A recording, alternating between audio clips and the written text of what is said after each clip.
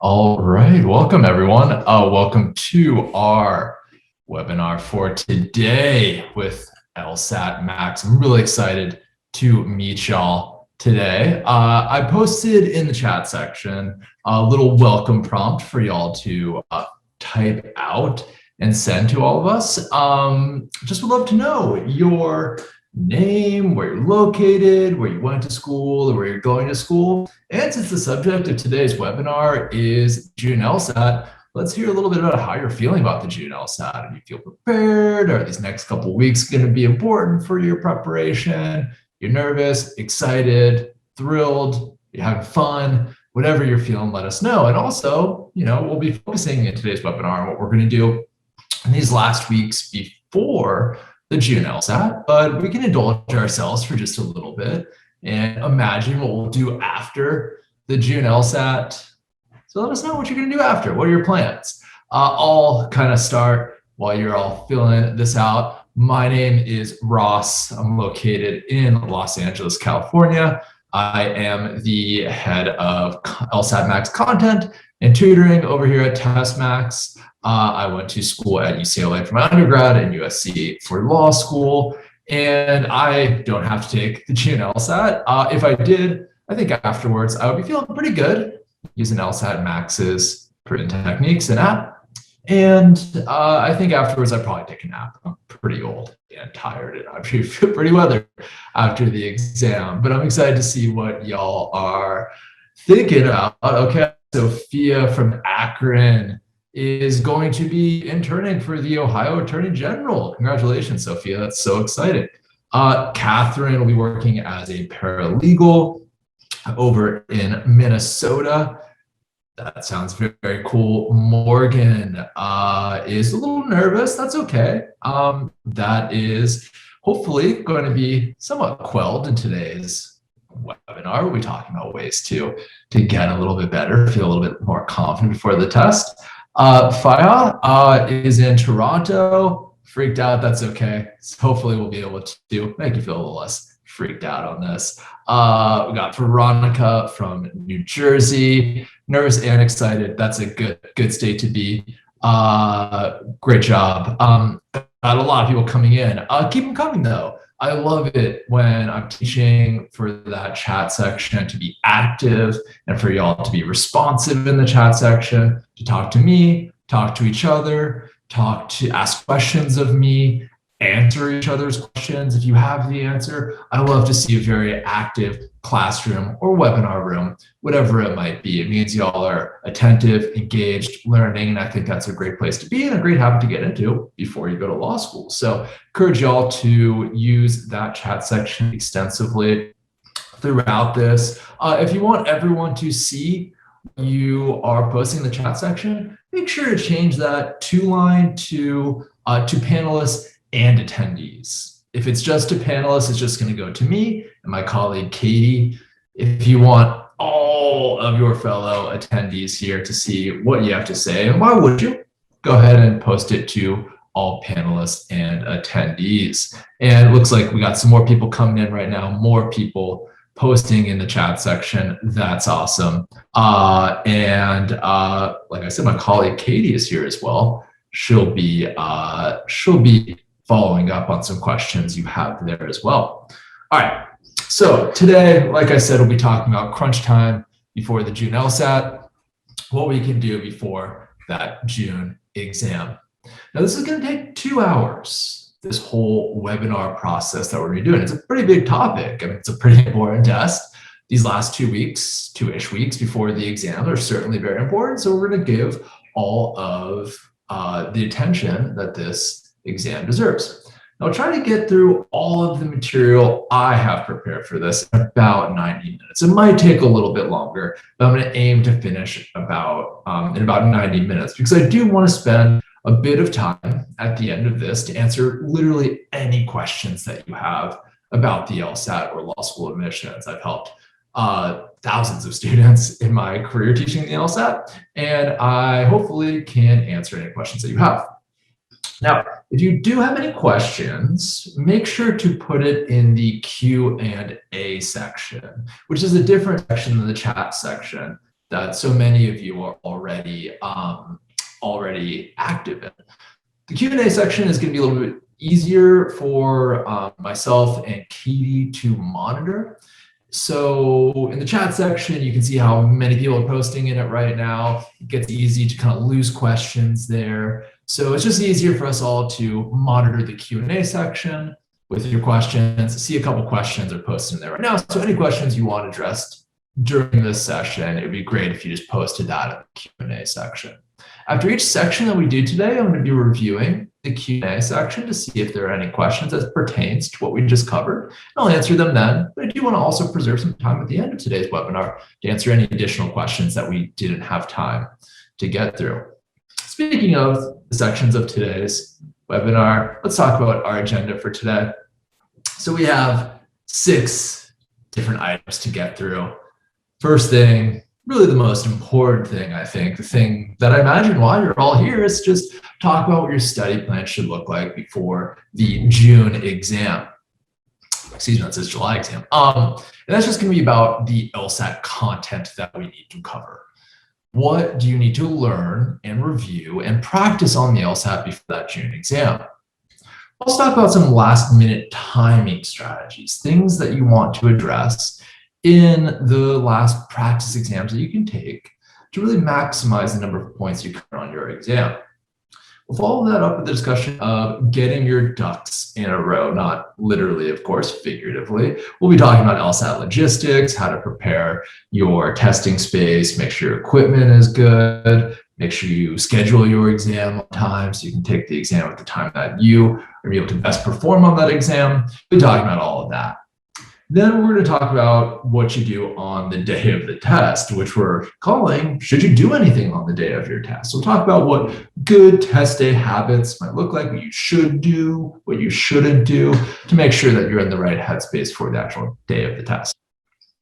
Now, my most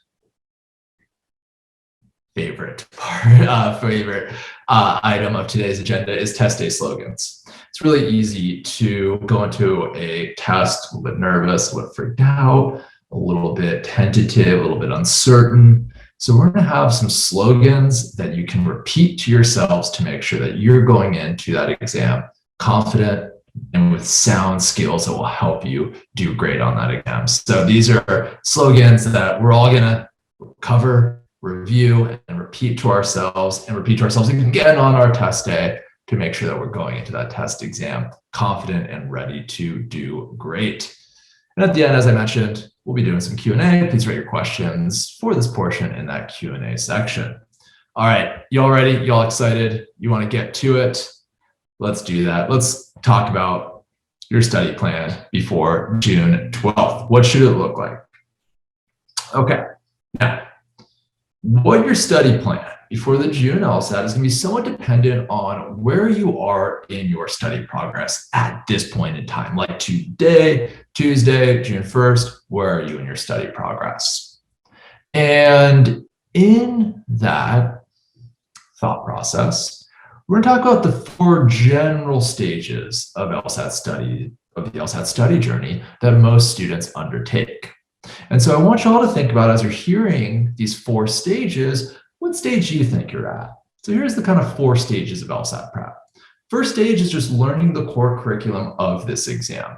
It's learning about all the different question types. It's learning about all the different types of games, learning about all the different types of passages and reading comprehension, learning how to classify them, learning how to identify them, learning how to approach them with sound strategic abilities. It's about learning about the logical concepts that underline those questions and passages and games, and getting a lot of practice using those approaches untimed. For instance, if you're using the LSAT Max app, and why wouldn't you, to learn about the LSAT, this would be the kind of watching all the lesson videos, doing all the homework practice, maybe attending some office hours that we hold daily with LSAT instructors. This is where you're really just learning how to do the LSAT. Probably not very accurate yet. You're probably not taking many practice exams at this point. You're mostly working untimed, hopefully not under timed conditions. This is the first stage that most students should take on their LSAT prep journey. Second stage is I'm going to call troubleshooting. You finish learning the basics, and now you're reviewing, particularly reviewing the concepts you're still struggling with. So you learned everything that's on the LSAT. Hopefully during that process, you're keeping some sort of a question journal to monitor what you were really good at, what you weren't as good at, and that you're reviewing and improving upon those areas you're still not so strong with. Then you can take some on-time practice with everything else just to make sure you don't lose those skills you developed. Stage 3 is timed practice. Now incorporate some timing into the process. We start to slowly work our way up to the test speed through small practice sets of questions or individual timed sections. Maybe we start by giving ourselves more time than we'll have on the test. We slowly reduce that until we're starting to work at test speed. And then step 4, practice exams, and importantly, reviewing said practice exams. This is when we're taking full time practice exams, replicating the test conditions as closely as we can. We're reviewing those exams to determine why we missed certain questions, what we can do differently next time to not miss those questions, get some untimed review in between everything. So, want to know in the chat, 1, 2, 3, or 4, where do you think you are in this test journey? 1, 2, 3, or 4, because like I said, it's going to depend where we are. Okay, I've seen a lot of 3s, a lot of 4s. That's great. Some 3/4s, which I think is a totally valid response, because these are not totally discrete sections. There might be, it might be in timed practice for logic games, but in like logical reasoning, you're still kind of troubleshooting. Okay, we're seeing mostly 3s and 4s, and that's great because at this point in time, it hopefully be at 4. However, if you're at 3, it's okay too. That's all right. It can even be okay if you're here in troubleshooting phase. And we'll go over what to do with this last bit of time that we have for the June LSAT, no matter where we are in the study journey. Now, great to see no 1s. However, some of us might be shy. We might be in that 1 stage. And we might be wondering at this point, oh, this dude Ross told me that you should be in 3 or 4, maybe even 2, but he didn't say if it was okay to be in 1. And I think I'm still in that 1 stage. I'm still kind of learning the material. Is it too late for me to take the LSAT? So if you're still just learning the core curriculum, that could be okay. You can still take the June 2021 LSAT. However, you might want to consider signing up for the August or later LSAT too. Now, you don't need to make this decision today. You don't even need to make this decision before the June LSAT or even before your scores are released for the June LSAT. The registration deadline for the August 2021 LSAT is July 2nd, which happens to be, uncoincidentally, I believe, the day after scores will be released for the June LSAT. Scores released for the June LSAT on July 1st, and then the registration deadline for the August LSAT will be July 2nd. It was kind of nice that those things aligned that way for these next 2 exams. So if you're still learning the core curriculum, we'll talk about how you can prepare for the real LSAT to take it in June, but also keep in mind that you might want to start studying or keep at least your schedule open to study for the August or later LSAT too. Now, another option you have at this point is to change your test date for the low cost of $125. And you have that option available to you through Friday, June 11th, right before the first day of the June 2021 LSAT. Now, that's only $75 cheaper than just registering for an additional LSAT. So you can change your test date, but you have to pay also as much, 5/8 of what you would pay to just take the LSAT again. So essentially, if you take this option, you're spending $325 to just take 1 LSAT. Now, it's your money, it's your decision to make. Personally, I'd rather spend a little bit more money, $400, and get the opportunity to take 2 LSATs. but wanted to make this option available to you if you weren't already aware of it. So if you're still learning the core curriculum, you want to change your test date, it will cost you. You can also just plan to take the June LSAT as you originally planned to, and then decide whether to take the August, either after you take the LSAT or after you get your scores back. Now, first step, if this does describe you, take a practice test under test-like conditions. I know you might still have some material to learn, but we got to kind of put the foot on the accelerator, start kind of progressing ourselves through the study journey. And so that's going to entail taking a practice exam, like today, if you can. And then we're going to use our performance on this exam to determine what we should review. Now, there might be a lot of things that we need to review. But given that we don't have as much time as we might want at this point, we're going to focus on things that are high yield, that gave us the most trouble on that practice exam. What do I mean by high yield? These are simply the things that show up most frequently on the LSAT. So they're going to give us real bang for our buck. They're going to yield us more points if we review these things.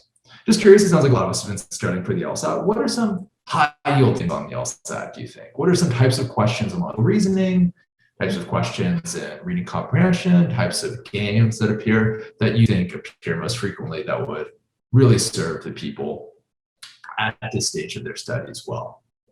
What are some things that appear the most frequently and will yield us the most points? Let us know in the chat section.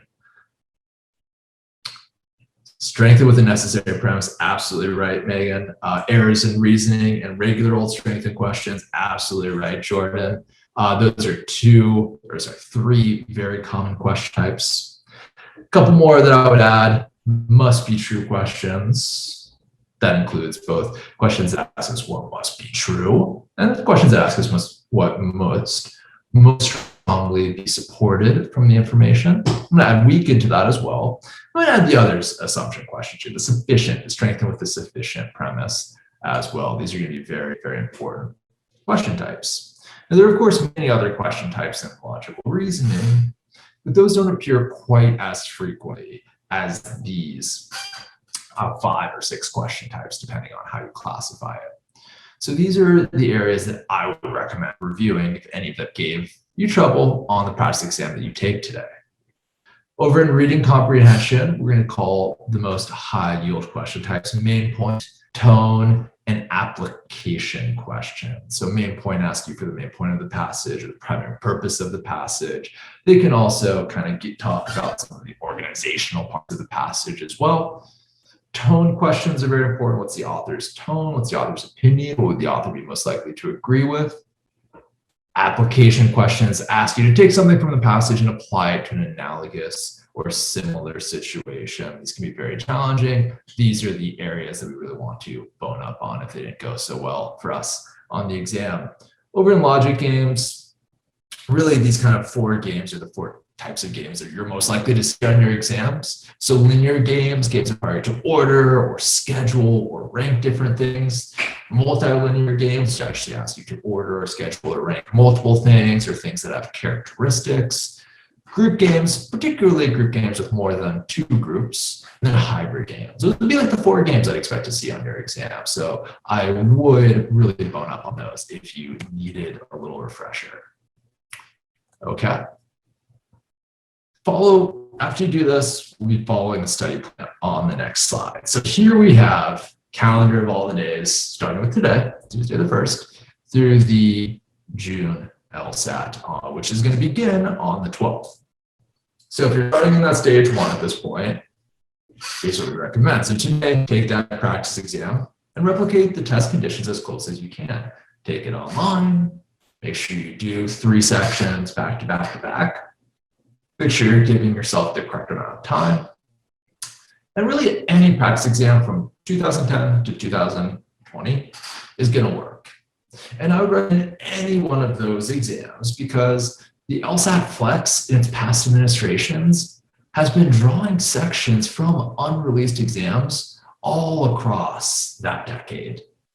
Some exams have been from 2012, some have been from 2015, some have been from 2017. So you don't know what sections you're going to get on your LSAT-Flex, but since they've been pulled from all across that decade, I would think about taking an exam from at some point in that decade, because that's going to give you the best chance to see something similar to what you're going to see on your LSAT-Flex. So take any one of those exams. The next day, which is going to be tomorrow, you're going to review based on what you missed in that exam. Okay, what didn't go as well as I hoped? What types of questions, both in logical reasoning and reading comprehension, didn't go as well? Particularly, what is high yield? What is going to pay the most dividends in my review? So focus on reviewing that, try to improve on that. We're then going to get some accelerated timed practice for the rest of the week. Because I promise one thing that won't go as well on the practice exam that you take on the first is the timing. So instead of just trying to take another exam and have the timing go not so great, I think it's a better use of your time to actually ease yourself as much as you can into the test speed. To do that, I think an exercise is useful. So instead of trying to do a full section, what I recommend is taking 10 kind of beginner to intermediate logical reasoning questions. Typically, you can find these in the first 10 questions of any logical reasoning set.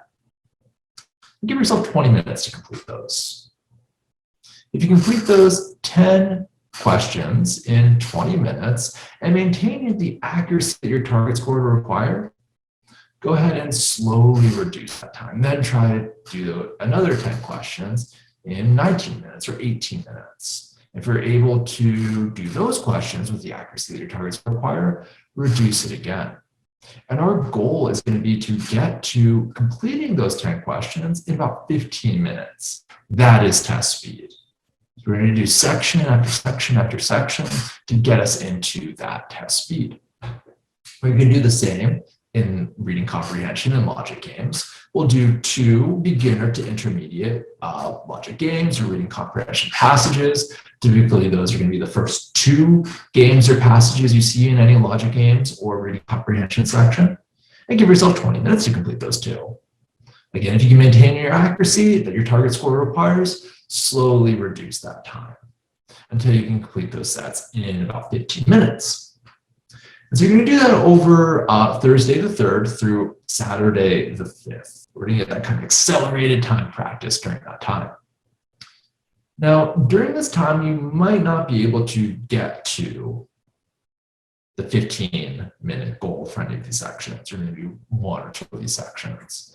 And that's okay. We'll talk about later in today's webinar what we can do in case we're still not reaching test speed.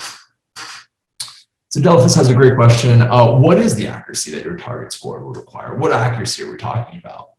It just depends on your target score. So if you have a target score in mind, let me know. And we'll be going over what accuracy that target score would require. So your target score is going to determine your accuracy.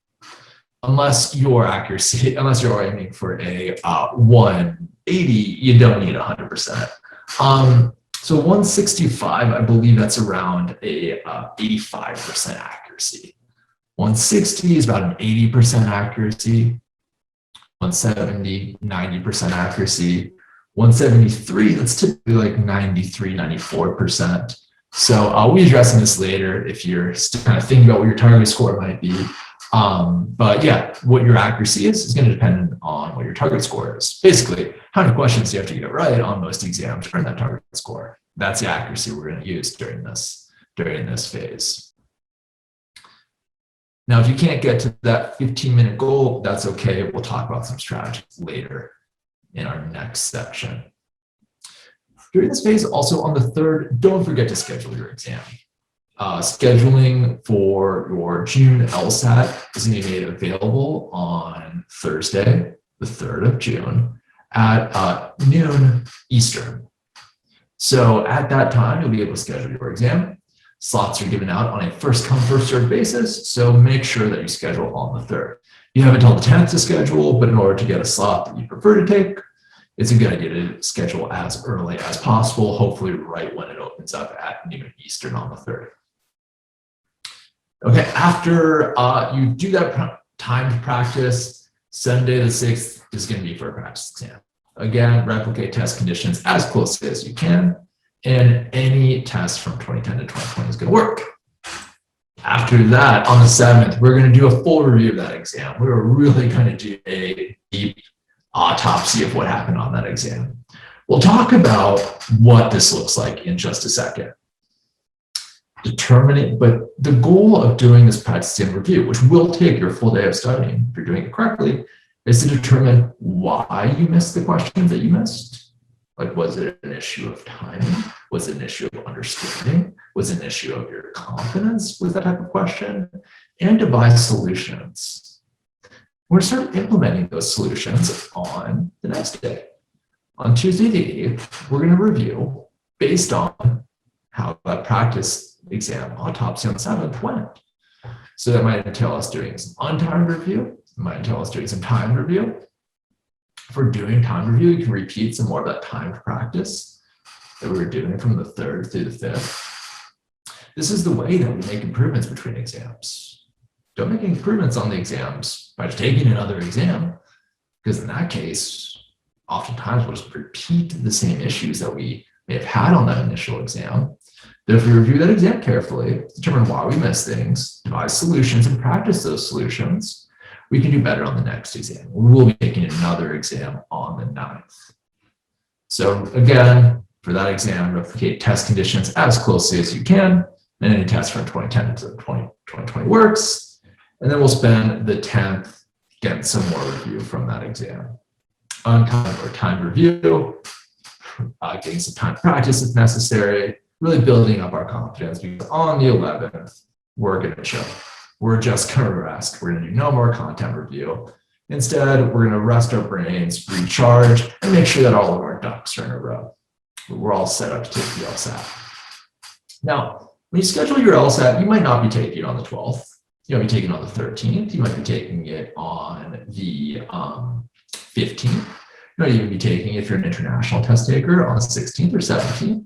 It all depends. You can continue the schedule up through the date of your exam, but it's important that the day before your exam, whenever that day is, you rest and recharge. The benefits you get from doing that more than outweigh, way more than outweigh any of the benefits you get from just one day of more content review. Okay, what if you started in stage 2? We've got a couple of people there. What is your study plan going to look like? Well, one today through the 3rd, Thursday, is going to be spent on time practice. I know we're troubleshooting, but it's again, if you're in the 2nd stage, put the foot on the accelerator and move on to the next phase of time practice. And just like it was for those who started in stage 1, we're going to do a bit of an accelerated journey through the time practice. Same exercise though, 20 minutes for 10 beginner to intermediate difficulty logical reasoning questions, or 2 beginner to intermediate difficulty logic games or reading comprehension passages. We're going to start with 20 minutes. If we can maintain the accuracy that our target score requires, we're going to reduce the amount of time we give ourselves another set. And hopefully we'll be able to slowly, incrementally reduce the time and reach our goal of 15 minutes per sector, per 20 questions or 2 passages or games. If you can't reach that, again, we'll talk about some solutions you can start incorporating into your practice exams, but that's the goal during this time practice. Hopefully we can get to that 15-minute goal, or at least near ourselves towards that 15-minute goal. And then on the 3rd, don't forget to schedule your exam, very important. On the 4th, we'll be taking a practice exam. On the 5th, we'll be doing that in-depth practice exam review, which we'll talk about in just a second, how to do that. On the 6th, we get to have more review based on how our review of the practice exam went. We're going to determine, okay, do I need some untimed review with certain concepts? Do I need to get timed review on certain concepts with certain sections? Do I need to repeat the timed practice from the timed review? We're going to dedicate that day to review. On the 7th, we'll take another practice exam. 8th, we're going to review that practice exam carefully. 9th, we're going to get more review. 10th, we're going to get another practice exam in. And then we'll rest on the 11th. Again, if you end up taking the exam on the 13th or 15th, or whatever it is, you'll know on the 3rd. You can keep the schedule going, but just make sure to rest it before the exam. We're starting in stage 3. We're going to keep the same study plan that we had for stage 2. So time practice from the 1st to the 3rd, practice exams on the 4th, 7th, and 10th, with some review in between them. However, if we're in stage 4, which many of us were, we're going to skip that time of practice, because it sounds like y'all are past that. So then today we'll take a practice exam. We'll review that practice exam carefully on the 2nd. We get some more review on the 3rd. Then take another practice exam on the 4th, get some review on the 5th and 6th, another practice exam on the 7th, some review on the 8th and 9th, one more practice exam on the 10th. However, this one is optional. If that practice test on the 7th went really well, you felt really confident on your review on the 8th and 9th, you just take a practice exam on the 10th. You can end on a high note if your high note was on that 7th. You can take another practice exam, totally up to you. You'll do that on the 10th, and on the 11th, y'all will rest. And we're content review, get your ducks in line before you take the real LSAT. And again, if you're taking this exam not on the 12th, but on the 13th or 15th or whatever it is, you can continue this cycle of practice test review, followed by more review up to the date of your exam. Just do make sure to rest that date before the exam. So that's the plan. So I'll give you some time to screenshot this if you want to. If you need me to go back to previous study plan for like stage 3 or stage 1, you can let me know. But take a screenshot of this, and this can be a suggested guide for the remainder of your time to make sure you're getting the most out of this. You'll notice that we're not taking a ton of practice exams. I know there really is a temptation to take as many practice exams as you can in these last moments before the exam. However, I suggest strongly to resist that temptation. And that's because practice exams in and of themselves do not really improve your abilities on this test. Practice exams are great for a lot of things. They build your mental endurance. They allow you to practice timing strategies, to get you exposure to a lot of material that shows up on these exams. They tell you about your strengths and weaknesses. However, practice exams in and of themselves do not really allow you to get better at the LSAT.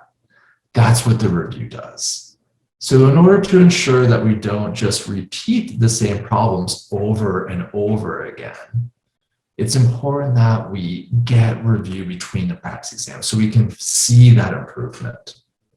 So that's why we're not taking practice exams every day or even every other day. It's really important that we review between them to improve. And that's a philosophy I hope you all take in these last 2 weeks, because that is effective. So Michelle will back on stage 3 slide. Anyone who needed it can take a screenshot of it right now before we proceed. Let me know when you're ready for us to proceed. You can, I'm sorry about that. You can say okay in the chat section if you're ready to keep going. Need some more time to take an exam, write down a question, or take down a screenshot, write down a question, let me know. You can say stop.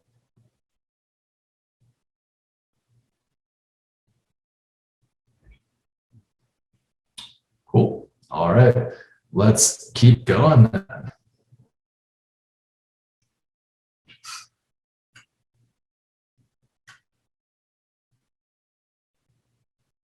All right. So now we're going to talk about best practices for taking these practice exams. Melody, I'll be talking about what to do on the days we're reviewing in just a second. So hang tight. It is consistent with a lot of the principles of blind review, but I'll be talking about what I think the best thing to do is in just a second. Well, first, let's talk about best practices for taking the exams. So in the days you're taking the exams, what should you do to make sure you're getting the most out of the occasionally difficult experience of taking an exam? First thing, make sure you're replicating the test conditions as closely as you can. Once you schedule your test on the 3rd, you'll know the time of day that you're taking the exam. So you should take the exam at that same time. You should also take the exam in the same location you'll be taking the real exam. So whatever the study room you plan to use, if you can, take your practice exams in that location. We'll talk a little bit about state-dependent testing in just a second. And but suffice to say that taking the exam in the same location that you took the practice exams will help you do better on the real exam. Make sure you're taking the exam online, unless you're approved for paper and pencil accommodations. You'll be taking the exam into the digital interface. Make sure you use a digital interface that matches the real interface, like the one on LSAT Max's app. And make sure you're using 5 sheets of scratch paper as well. Actually, take as a flex exam. 3 sections with a 1-minute break in between each section, taken back to back to back. Unless you get some kind of other accommodations that allows you to take longer breaks between sections, make sure you're doing it in this format. Now, additionally, taking practice exams is a time for you to experiment with timing strategies. We'll talk about what those timing strategies are in the next section of this webinar, but the practice exams is where we're going to really start implementing those strategies. We're going to find through these practice exams that we take the strategies that help us answer the most questions with the most time that we have. To help us allocate an appropriate amount of time to enable us to answer more questions, earn more points. We also want to focus on using the skills you developed. Like we've all learned the core curriculum, had opportunities to troubleshoot that curriculum, to review the materials we were still not as strong on.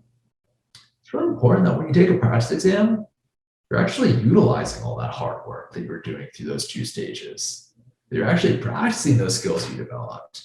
You are using the conditional statements and diagramming where appropriate, that you're anticipating, you're identifying the conclusions and premises of arguments. You're using that to help yourself identify the flaws that might be committed on those types of questions, that you're anticipating what a necessary assumption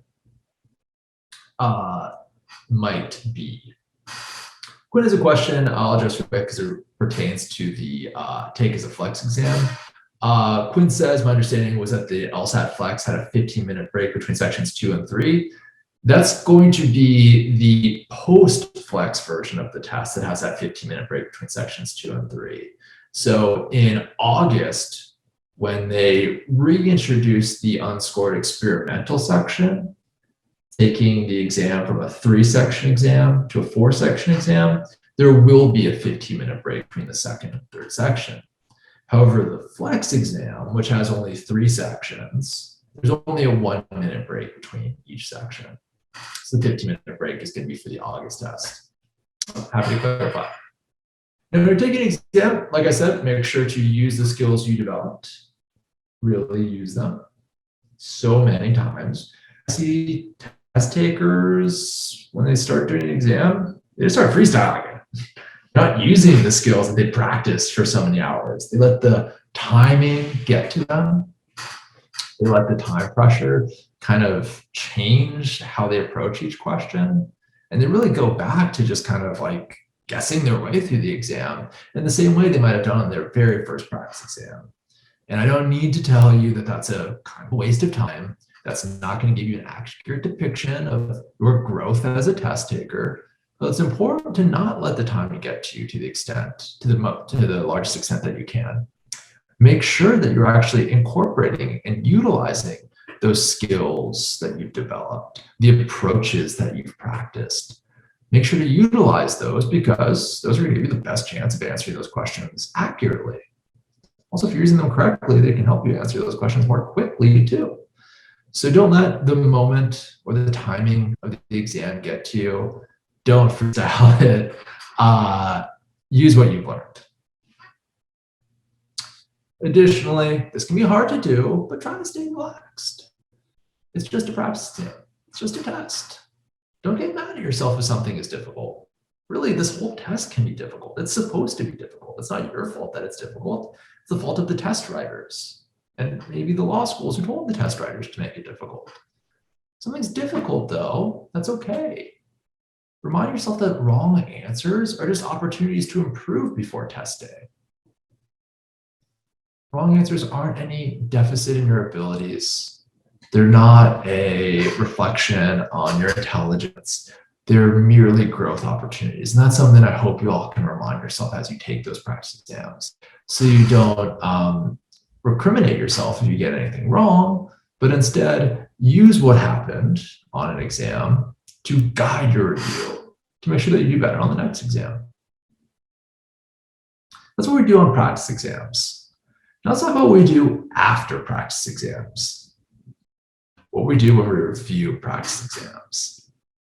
So, how do you know on an exam whether mistakes, whether missed questions were the result of your understanding, like you didn't understand how to do that question, you didn't understand what that particular question was saying, or how do you know if it was a mistake created merely by the time pressure?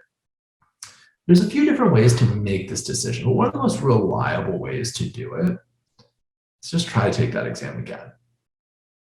So what I would recommend doing is the day after you take the exam, redo the exam untimed. That's important. Make sure that you are doing it untimed when you do it the second time. Now you can do all of the questions. However, if you're short on time, that's okay. You can just do all the questions you missed or all the questions that you didn't feel 100% confident on. So that reduces the amount of review time, that's okay. But essentially, it's going to be a lot of questions that you're retrying. And so importantly, we're going to retry it without seeing the correct answer. The LSAT Max app, by the way, if you don't already have it, makes it really easy to do that. You can redo any exam that you took and get analytics for both exams so you can compare in this process. So the LSAT Max makes this review process very easy to do. So by redoing these questions a second time, untimed, we can begin to see why we may have missed that question when we did that exam initially. So there's a few outcomes that are possible.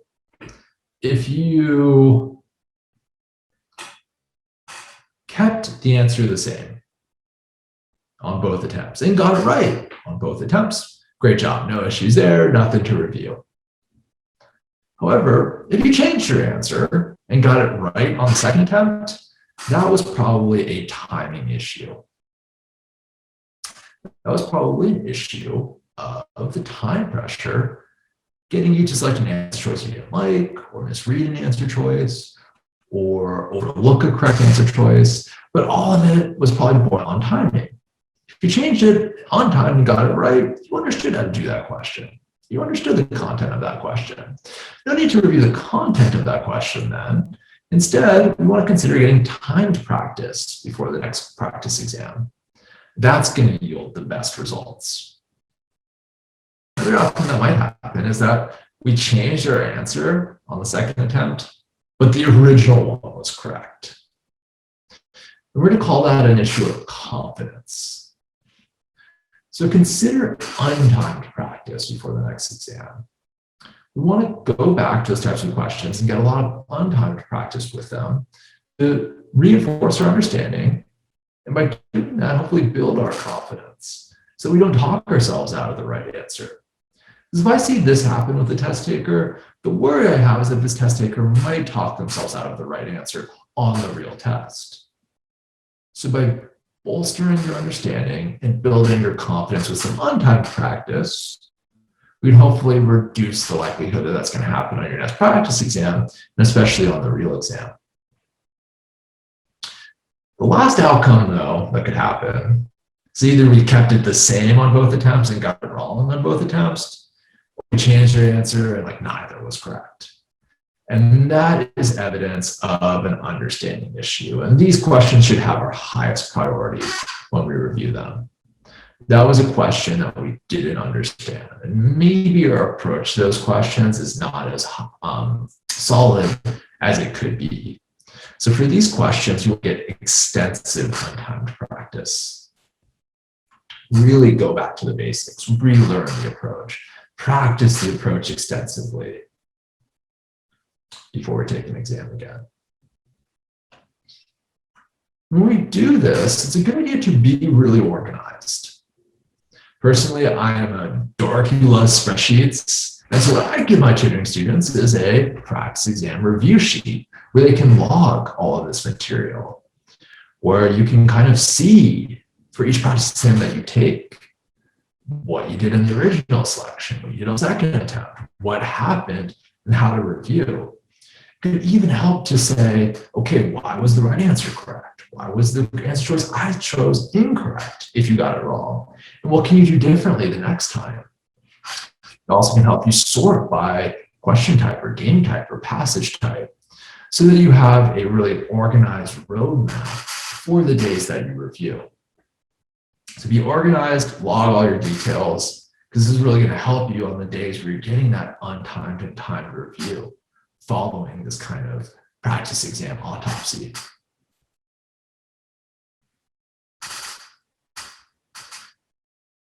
A couple other ideas for reviewing practice exams, especially on those days when we're not reviewing the practice exams, we're reviewing our content based on that practice exam. How to fix those timing issues? What should you do then? One thing that you can do is just repeat those timing exercises, doing 10 beginning to intermediate LR questions, 2 beginner to intermediate games or passages that we did during that timed practice. If there were many timing issues on a given section, it might be a good idea to do a full time section of that type. So if your timing issues were really apparent throughout the reading comprehension section, it might be a good idea to try another full reading comprehension section. If you need to, you can give yourself more time to do that. You can give yourself more time to do that section and slowly reduce the time if you do a second one or a third one or a fourth one. Again, reducing the time if you're able to reach your target score accuracies. If you're doing a confidence, you're addressing confidence issues. Those were the questions, remember, that you got right on the first attempt, but on the second untimed attempt, you got it wrong.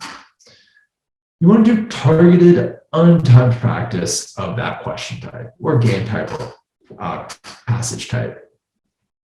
Now, one drill for some students need to build some confidence is what I call the on fire drill. See, a couple of us have to go. Have a great day. This will be recorded, will be emailed to you, so hopefully you can see the rest of it, but take care. So the confidence issues, the on fire drill. I stole this shamelessly from the old video game NBA Jam. Did anyone ever play that game, NBA Jam? Anyway, you play this game, it's kind of this cartoonish basketball game.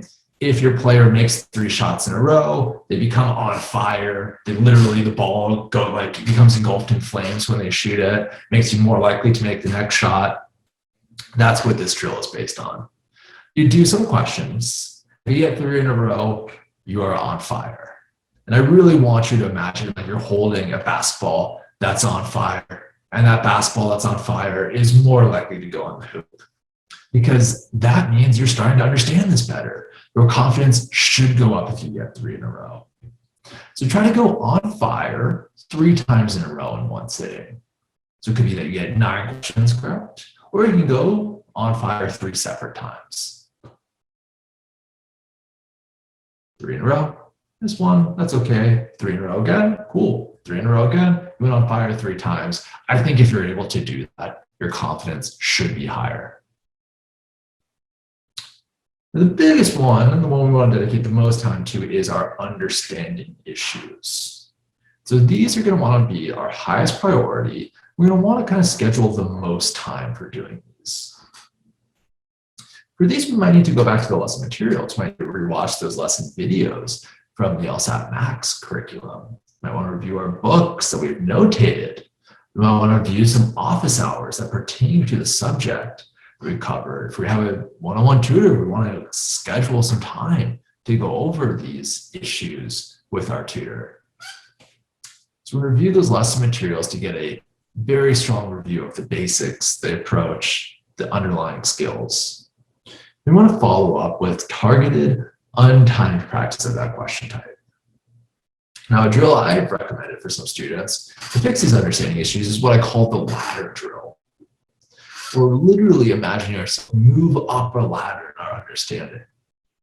So we're going to start with 5 beginner LR questions if we're reviewing an LR question type, or 1 beginner game if we're reviewing a logic game, understanding issue, or 1 beginner passage for reviewing reading comprehension. And you usually find beginner LR questions in the first 5 questions of a section, or the first game, or the first passage of a section. Now we start with these beginner questions. We do them untimed. If we get all of them correct, we move on to the next rung of the ladder. Eliana, on LSAT Max, you can find any practice exam. And so for the 5 beginner questions, just do the first 5 questions of an LR section of any exam. For beginner game or passage, just do the first passage or game of any exam. That's really the easiest way to find it.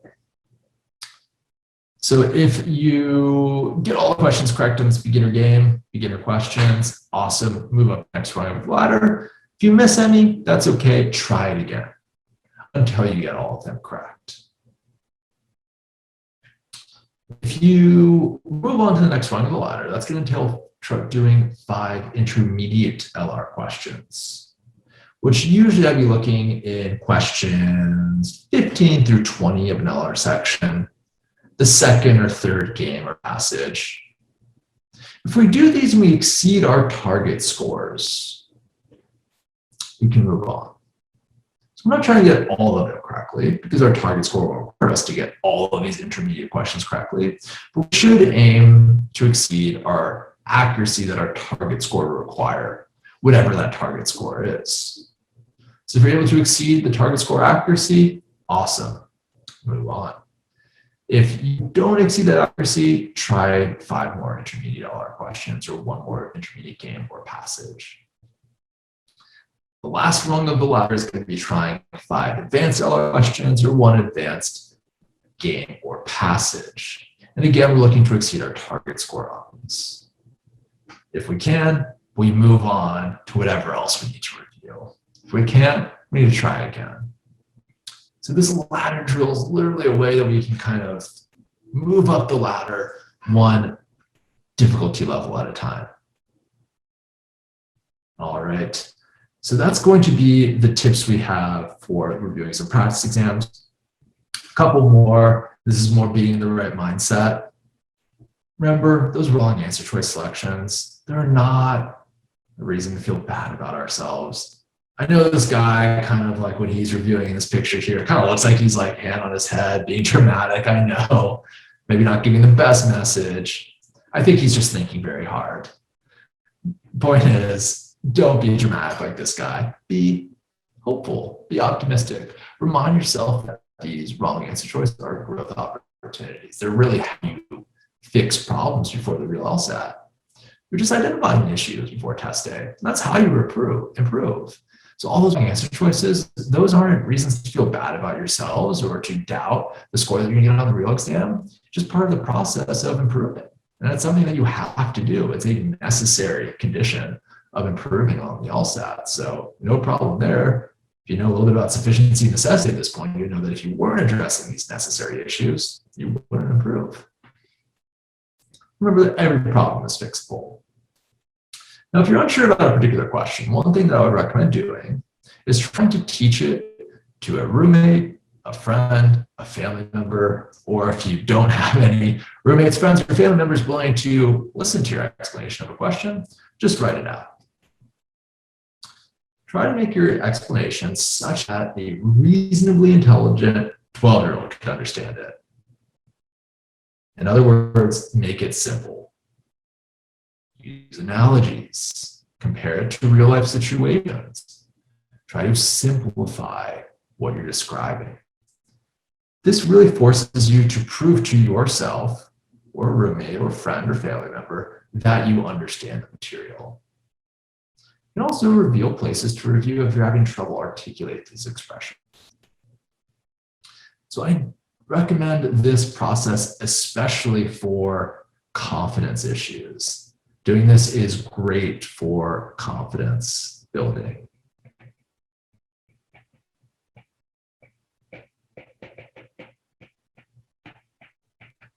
So building confidence, definitely one way to address that is writing out or explaining that question.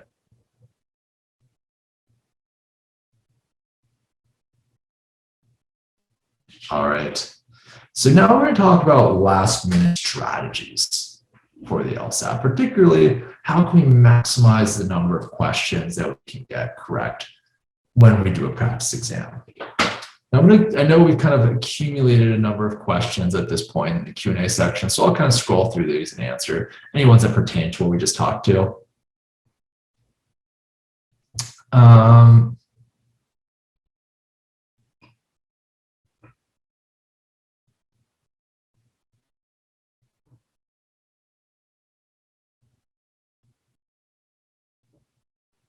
Okay, one great question comes from an anonymous attendee. This anonymous attendee asks, do you have any advice for dealing with burnout in the lead up to the exam? Studying since January, feeling good about how I'm scoring in my practice exams, but I feel pretty burnt out at this point. Consider about how that'll affect me on test day. Yeah, days off. It's okay to take days off if you aren't already.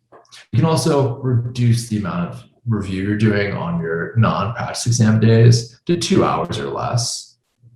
I wouldn't recommend stopping entirely because these skills that we build over a long period of time can atrophy pretty quickly. So we don't want that to happen. It's okay to take days off to review and reflect and recharge, especially if you're happy with where you're scoring at this point.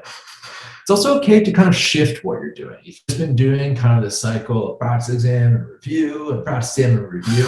It's okay to switch that up a little bit. Maybe try an exercise like explaining how to do questions, teaching questions to other people. Maybe try to write out an explanation for a logic game. Maybe try to do logic games in multiple ways. Doing this can really help you attain a mastery of the LSAT that can solidify where you're scoring as well. So switch things up, take days off if you have to. Don't study for more than 4 hours a day. Hopefully these things can help you avoid the burnout that so many test takers feel. Another question, we were talking about paper and pencil accommodations earlier. This question is, what days do people with paper and pencil accommodations usually take the test? Usually they take the test later in the week than everyone else, and it's all on the same day, so the proctors of that day know how to accommodate the test, or know how to proctor the test with those accommodations. For the test, it's going to be Thursday the 17th, I believe. Question that pertains to both the scoring and timing. I'll address this one. This one's from Veronica. Hope you're doing well, Veronica. First question is, are the questions weighted differently across the 3 sections?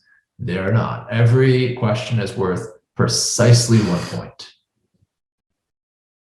So no question is worth more or less than any other question. Question number 2 is, when I time myself in logic games very often, I complete them in under 8 minutes and 45 seconds. But for some reason, when I take practice exams, I very often exceed this time, taking 9 to 11 minutes to complete some games. Do you have any tips for this?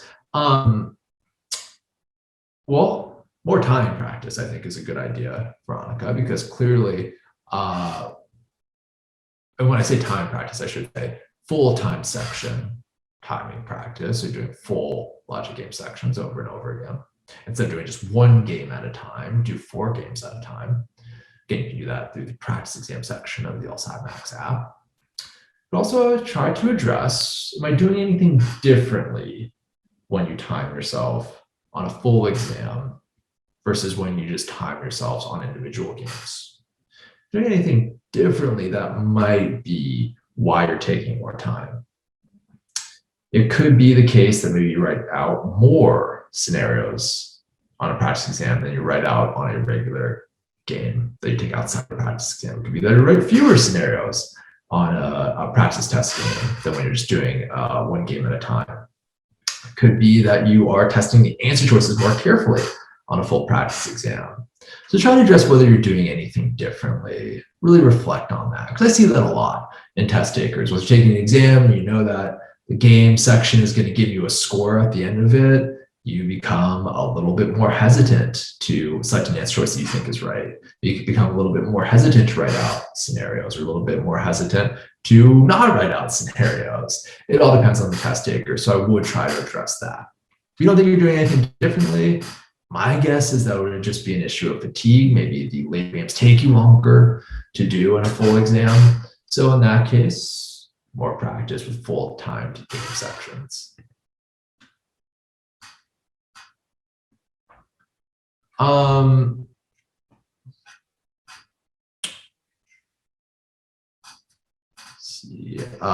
a question about scratch paper for games. I guess I'll address this now. Do you have any tips or recommendations about how to utilize your scratch paper for logic games? I have difficulty with eye tracking sometimes.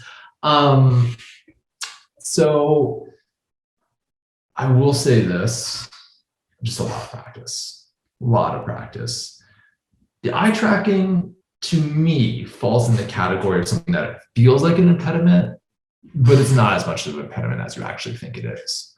Trust me, I taught the LSAT in the days where you had to write the material in a test booklet, where you did not have a lot of room to do that. And that, it was not only difficult to organize your space, but you still had to do some eye tracking from what you wrote out to the question that you were doing. But the Scantron, you had to worry about eye tracking from the question on the test booklet to the question, the Scantron. So it's really something that feels like an impediment, but really it's just something you kind of have to get used to through practice. So if you need to, sometimes you can help to hold the paper up next to your screen. I've seen some test takers do that, but really try not to think about it. Just get more practice to get used to it. Make sure your space that you're doing on your scratch paper is organized. Like, I would recommend using a full side of one piece of scratch paper for each game, and do your best. Question about days. How many hours per day to study? What would you recommend? Given only 2 months to study, how many days? 2 to 4 hours a day, 5 to 6 days a week is my recommendation. You can up that a little bit as the exam nears, but that tends to be sufficient for most test takers. Okay, I'll save this next question about proctors that I'll address. We'll be addressing that later. Question from another anonymous attendee. Do you think it's helpful or more of a distraction to use the highlighting tools available? It depends how you use them. Hopefully at this point you develop some system for what you highlight.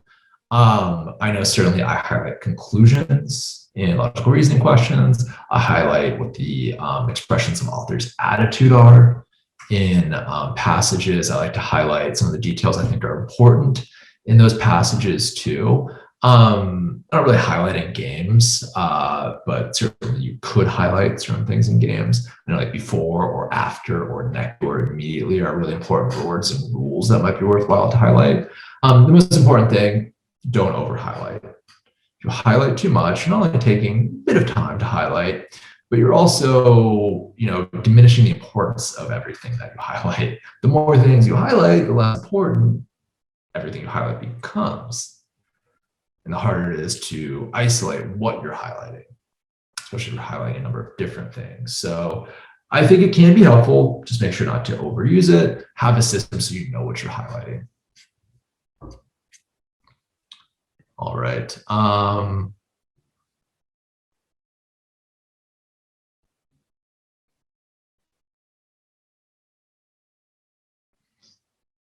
Cool. All right. So let's move on to the next section. We'll go back to the remaining questions later. So some last minute strategies for what to do to maximize the amount of points that we can get on this exam. So let's say that we've made some timing improvements over the course of maybe those 3 days that we're doing the timing practice, over the course of stage 3 of our studies. But if we're still not completing sections, what can we do? Well, there are 2 viable solutions, depending on what our target score is. The first solution is just implementing some test-taking strategies to answer more questions. Now, any test taker, irrespective of your target score, can utilize these. The second viable solution is to actually shorten the test for ourselves.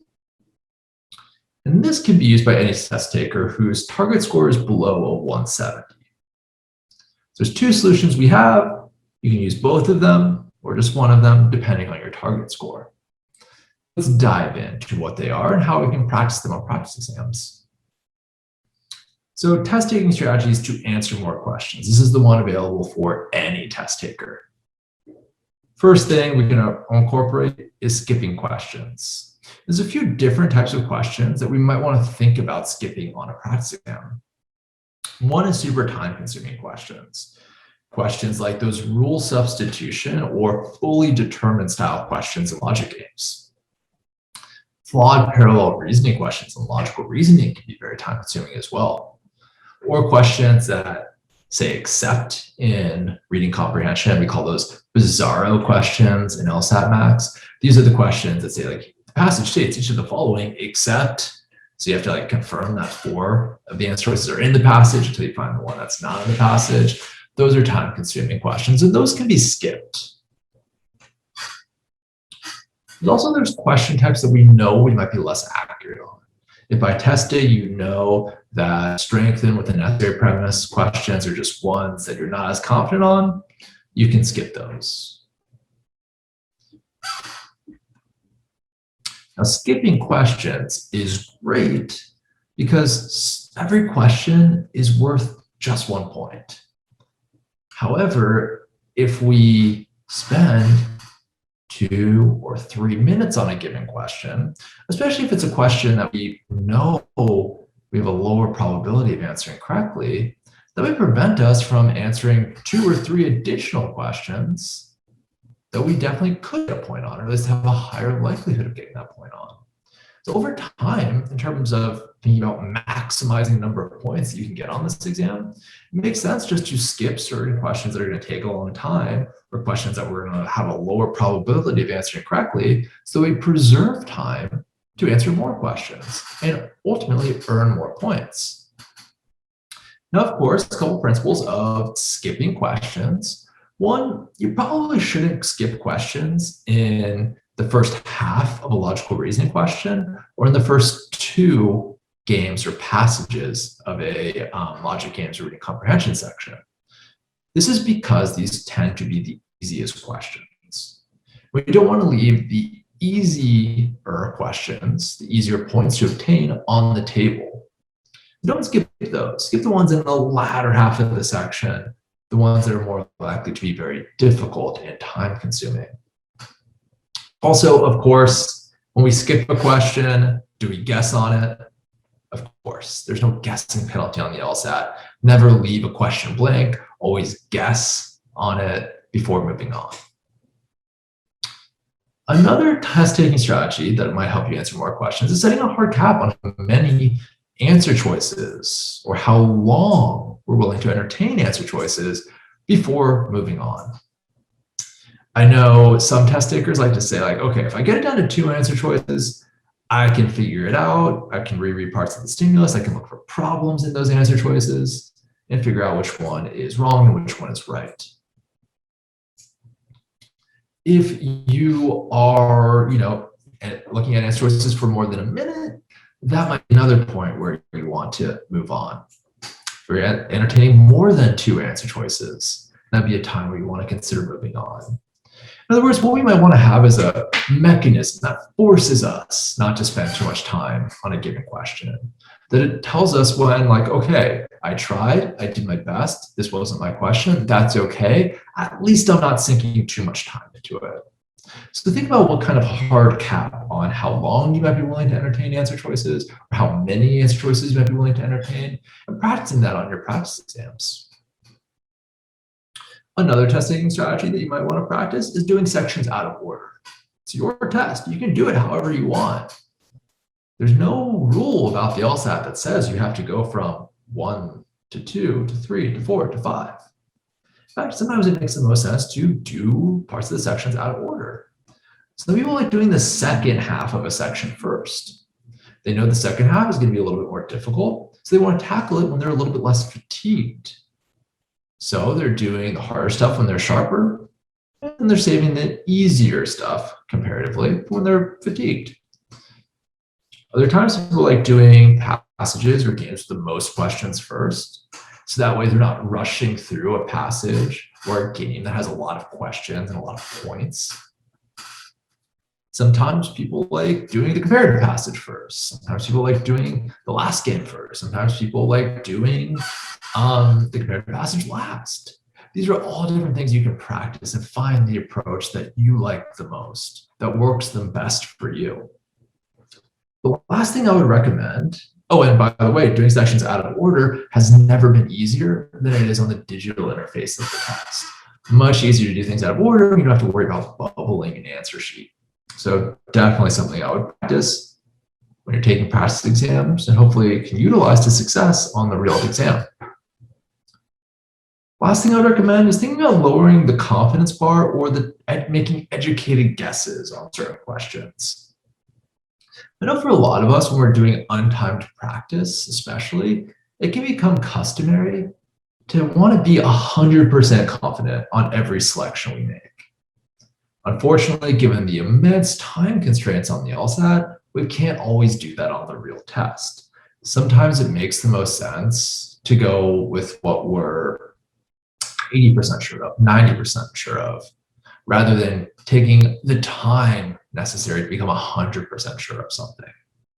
So I'll give you an example of what I mean for educated guesses. Let's say we're doing parallel reasoning questions.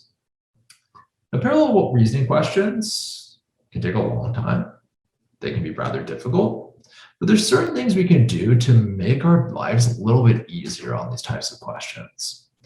So if I'm approaching a parallel reasoning question on an exam, I don't have as much time as I would hope to really give it 100% confident style attempt at it. What I would do is I'd say, okay, I'm looking at the argument in the stimulus.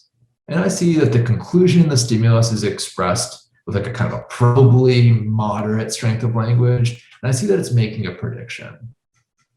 I just go straight to the answer choices, look at the conclusions of all of those answer choices, and eliminate any of those that did not look like this conclusion in the stimulus, any answer choice that did not have that kind of moderate strength of language, any answer choice that wasn't making a prediction. A lot of times it'll eliminate 2 or 3 of the answer choices. Then look at the premises of the argument statements and say, okay, one of these premises is like a moderate type statement. The other one is making like a general principle. It sounds kind of strong. Then look at all the premises of the remaining answer choices, the ones that I didn't eliminate. And just find one with premises that seem to match up with those characteristics. And go with that answer choice. Usually there's only one that matches both the type of conclusion and type of premises that you see in the stimulus. Would I be 100% confident of my selection? No. Would I be as confident as I would be if I took like 2 minutes to attempt that question and read every answer choice very carefully? Probably not. I'm also probably getting that question correct. And I did it in a half or a quarter of the time that it would have taken to do that question with that kind of 100% confidence style approach. So sometimes it makes sense, especially on longer questions like those parallel reasoning questions, to do that kind of educated guess approach. You have a good chance of getting it correct and you save a bunch of time.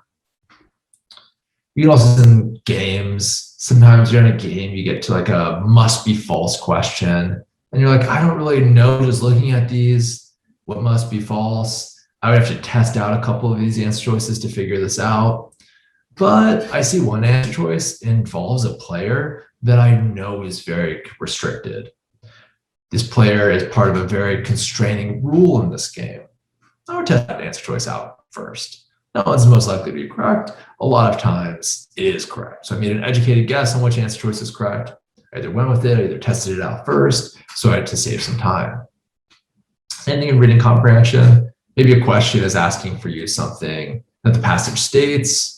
Rather than rereading a lot of the passage, you can just go through those answer choices, just be like, okay, this answer choice seems vaguely familiar. I don't remember reading anything about the other answer choices. I guess I'll go with the one that's vaguely familiar.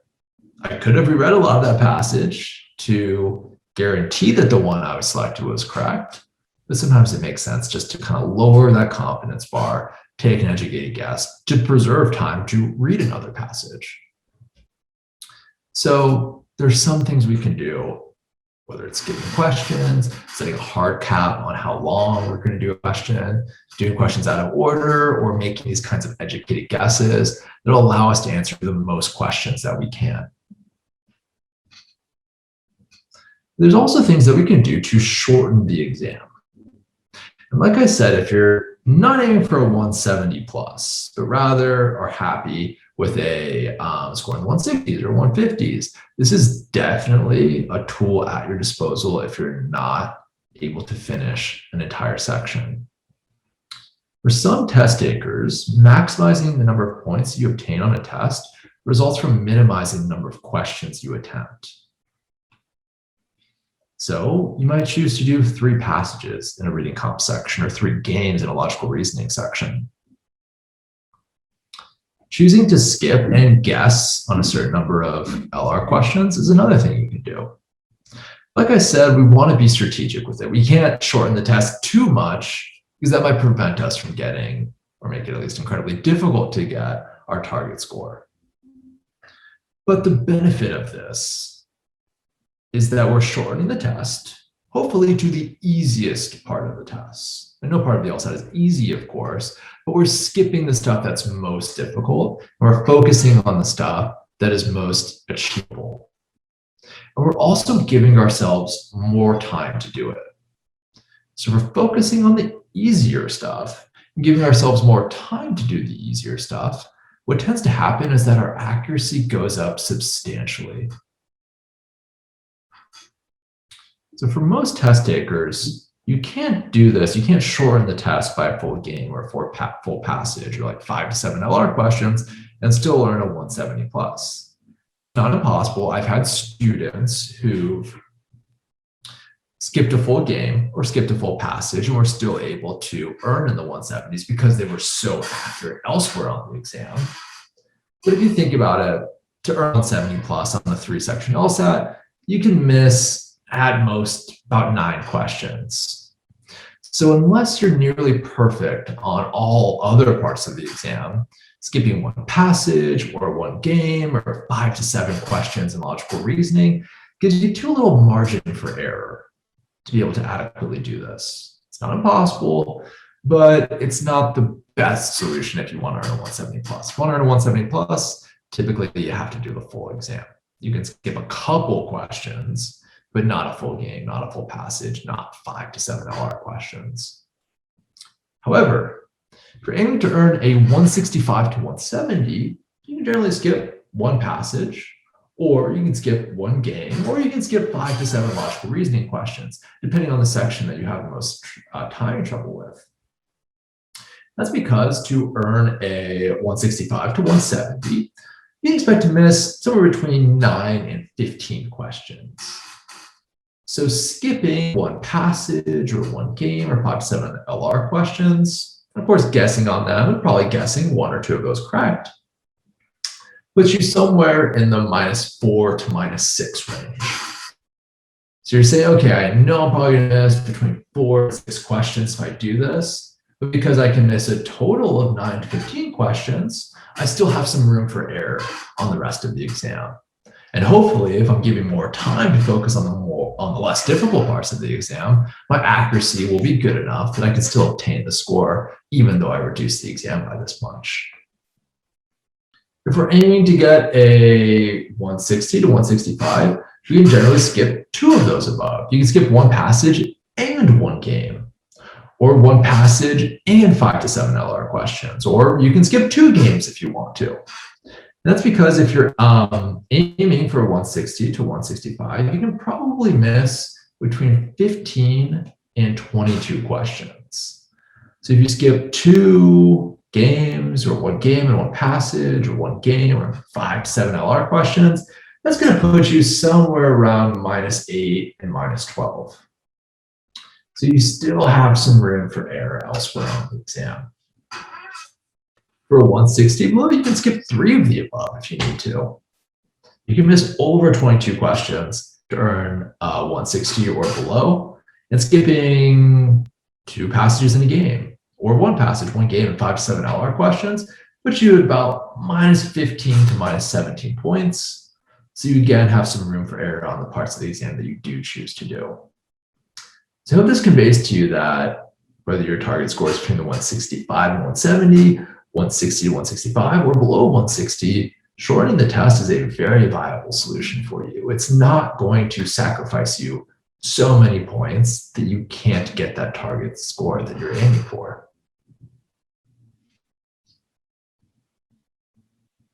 Question came in from Jake. If I'm fairly consistent, missing 3 to 7 questions from each section, what logic games would be the best areas to focus heavily on for significant improvement?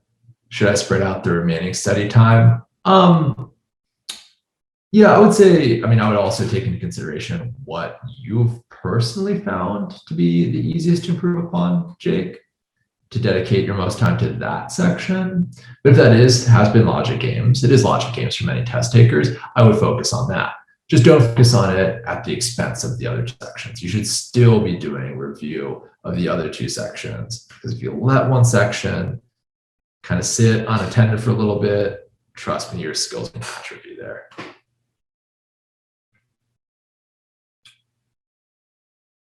All right, a couple of other last minute strategies as they pertain to shortening the exam. Make sure to be strategic with what you skip. Unless it's very, very difficult, I would not skip the passage or game with the most questions. Passages tend to have somewhere between 5 and 8 questions. Games have somewhere between 5 and 7 questions. You probably shouldn't skip the passage with 8 questions. You probably shouldn't skip the game with 7 questions. Unless that game is obviously very difficult, or unless that passage is obviously very difficult, you should aim to skip the passage with fewer questions. If there's a passage or game with only 5 questions, you should consider skipping that one. Generally, logical reasoning questions between questions 16 and 23 are the best candidates to skip. That's usually where the hardest questions tend to be. It's, of course, not always the case, but usually somewhere between 16 and 23 are the hardest logical reasoning questions. All right, so next stage is going to be talking about getting our ducks in a row with you to make sure we're all set up for success on test day. But I'll take another look at the Q&A section to see if there are any things to talk about there.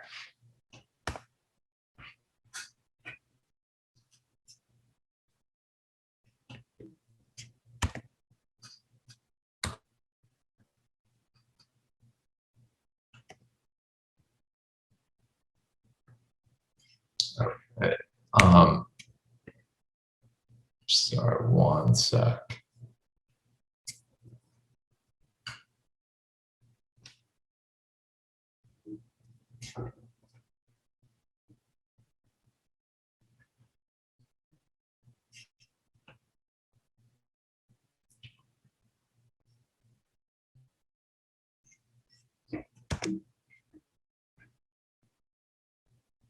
All right, one sec, y'all. All right, so okay, here's one about understanding.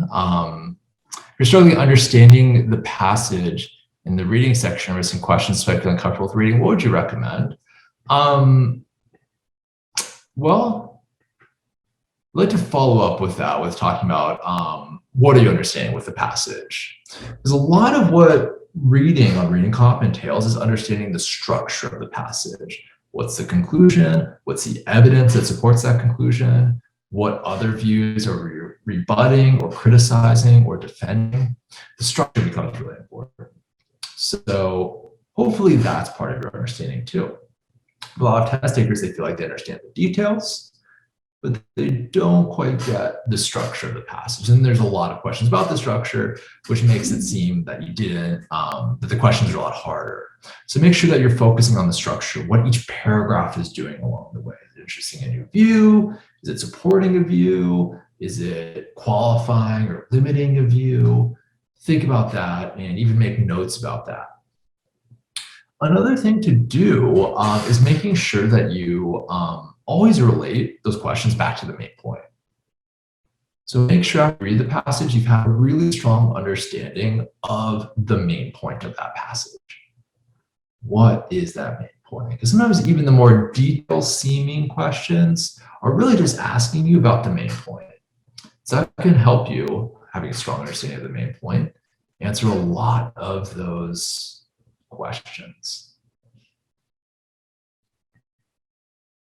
Another question about timing, should address that now. Any tips for getting quicker at the last two reading comp passages, which are usually harder? Yeah, it's gonna sound counterintuitive, but read slower. Read slower, reread if you have to. With hard passages, where the passage is very hard to understand, it becomes even more important to understand that passage thoroughly. A lot of times on the later, harder passages, people read them too quickly or read them without having a strong understanding of it, and the questions go very, very poorly. If you read slower and make good notes about what you read, the questions will feel like they're answering themselves quickly. Another thing to practice, though, and this is true for any reading comprehension passage, whether it's easier, harder, earlier, later, refer back to the passage less. I know it's really tempting to reread a lot of the passage, but if you read the passage once very carefully and make good notes that encapsulate both the structure, as we were talking about in the last question, and the content, then you won't have to refer back to the passage a lot. That will save you a lot of time. One thing I would recommend is thinking about how much time you spend on reading the passage versus answering the questions. It should be about equal, maybe even more time on the passage than on the questions, on passages with fewer questions. Where I get really nervous is when testers spend way more time on the questions than they did reading the passage. That, for me, tells me they didn't understand the passage as well as they could have, and as a result, spend way more time on the questions than they need to. So think about whether you're spending enough time on the passage, getting all you need to get out of the passage, the content, the structure, the main point, and then speeding up on the questions.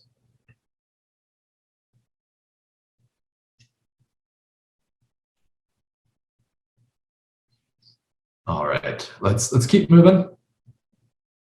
It's not about getting our ducks in a row, just making sure that we're ready to attack the LSAT whenever you take the LSAT. First thing you have to do is schedule the exam. Remember, you'll be scheduling the exam on the 3rd. So Thursday, 3rd at noon Eastern, you'll be able to sign up for your LSAT. Instructions should be coming via email very soon. Should look out for that. Make sure to do that. Now, when are you going to be able to schedule your LSAT? Well, if you're taking the test in US and Canada, except in the paper and pencil format, the dates available to you will be Saturday, June 12th, Sunday, June 13th, and Tuesday, June 15th. And as you can see, you have a wide array of time slots to choose from. So I would consider taking the exam at the time that you will, one, be most alert. You know whether you're a morning person or afternoon person or a night person. In the day that you'll be most free from distractions or disturbances. If you want a little bit more study throughout the personal schedule, you can aim for that Tuesday slot as well. That'll give you an extra weekend to study for the LSAT if you need that. And that can be really helpful for people who might be starting in that stage 2 right now or stage 3. That's something to also think about. If you're taking the exam outside of the US and Canada, you'll be taking the exam on Thursday the 17th. And if you're taking the exam with paper and pencil accommodations, you'll also be signing up to on Thursday the 17th. But you still get to pick the time you take the exam. These are given out on a first come, first served basis. So try to schedule as soon as the scheduling opens, especially if you want that Tuesday slot. I anticipate that as being pretty popular. I would aim to try to schedule as soon as scheduling opens. Now you must schedule by Thursday, June 10th. That's actually a new policy as of April. They used to kind of schedule it for you if you didn't sign up. Now they have a deadline. So make sure that you do schedule by that date, but I would recommend scheduling on the 3rd. Now, in prior LSAT-Flex administrations, scheduling pages have crashed for many. So it's been very frustrating to test takers to schedule their exams on this day. So I want to prepare you all for the potential that it could be frustrating, that you could get a number of crash pages, because when everyone's trying to schedule their LSAT at the same time, there can be kind of system overload for Proctor U who's doing the scheduling, which can create some crashed pages for some people, some 404 errors. But just remember that the system is going to save your progress. So you ever get a error page, just refresh. You don't have to refresh a lot, but keep refreshing, stay patient, stay persistent, and you will ultimately get to schedule your test date. It'll just take a little bit of patience and persistence, but don't give up. If it's crashing, that means there's a lot of people trying to schedule their exams. So there's a very particular time you'd like to take the exam. Keep at it, try to get that time or as close to it as you can. Keep refreshing, keep refreshing. Delithus has a question. Is it 7 p.m. the latest you can take the test, or does that mean it has to be completed before 4 p.m.? No, so when it says there's like a 9 p.m. slot to take the exam, you can sign up to take that exam at 9 p.m. Eastern if you wish. It's not the time you complete the exam, it's the time you start the exam.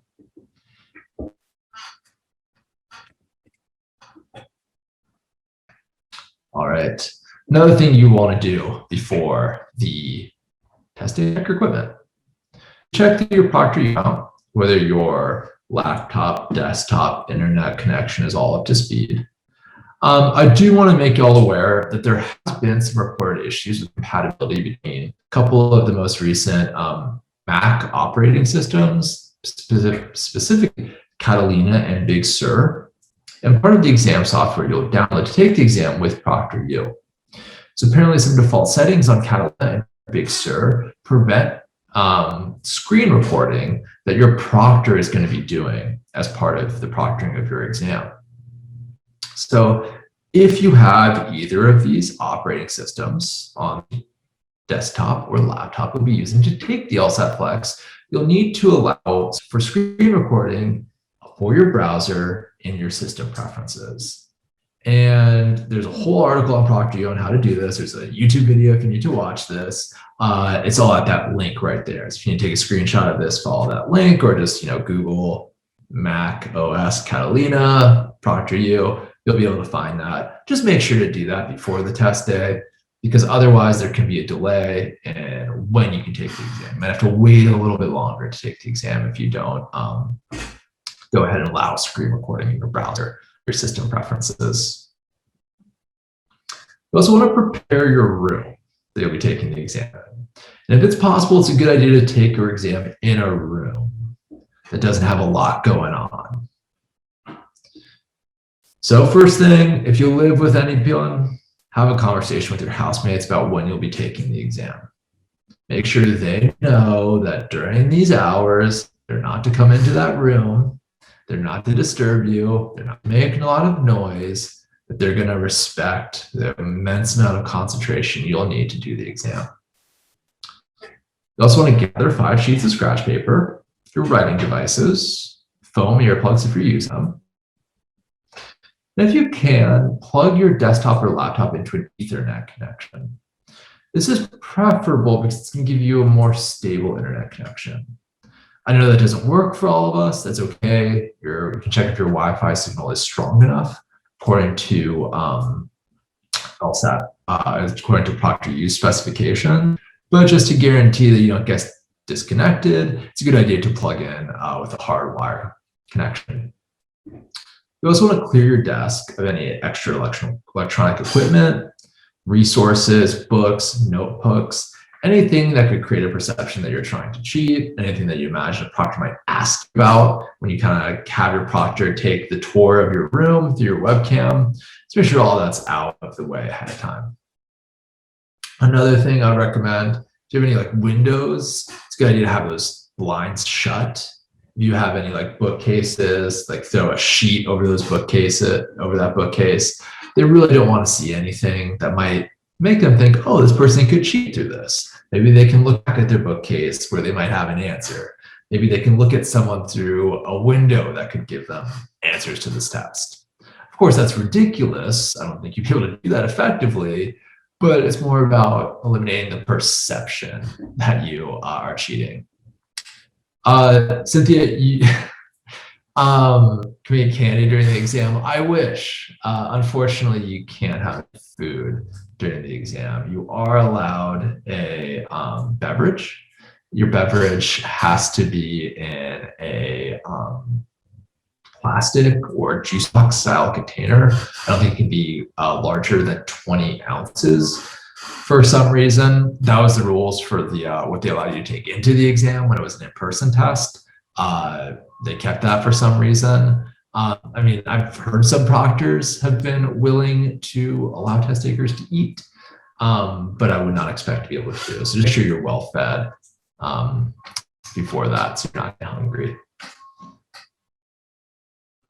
Another thing, if you have been granted accommodations on the test by LSAC, make sure ProctorU knows about accommodations. They should, but there's been some cases where proctors were not informed that a test taker should have accommodations.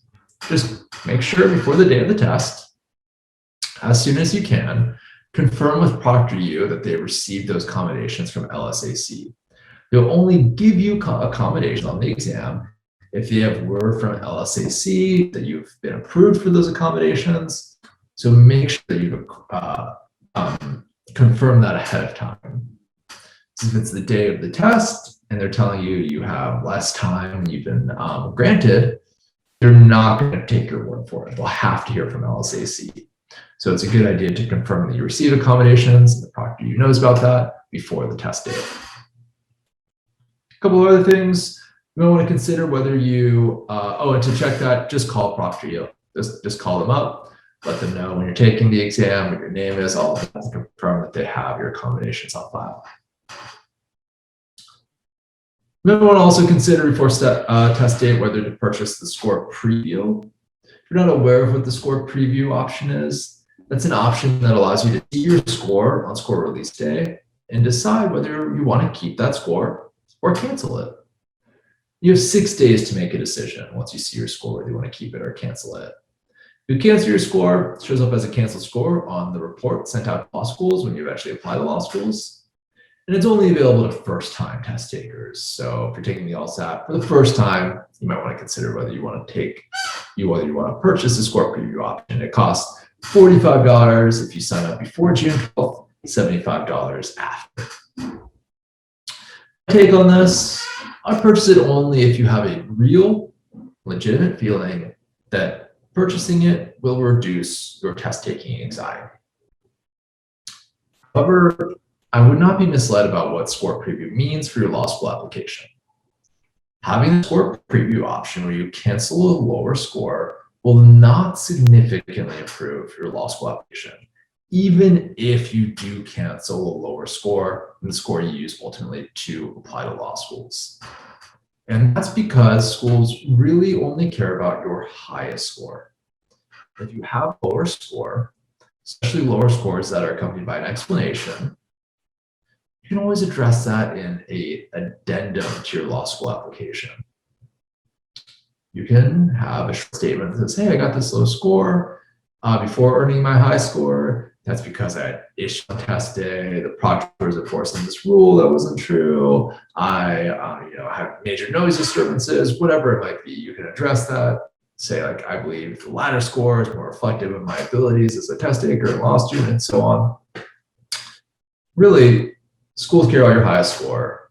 Canceling a lower score won't make you look like a significantly better applicant.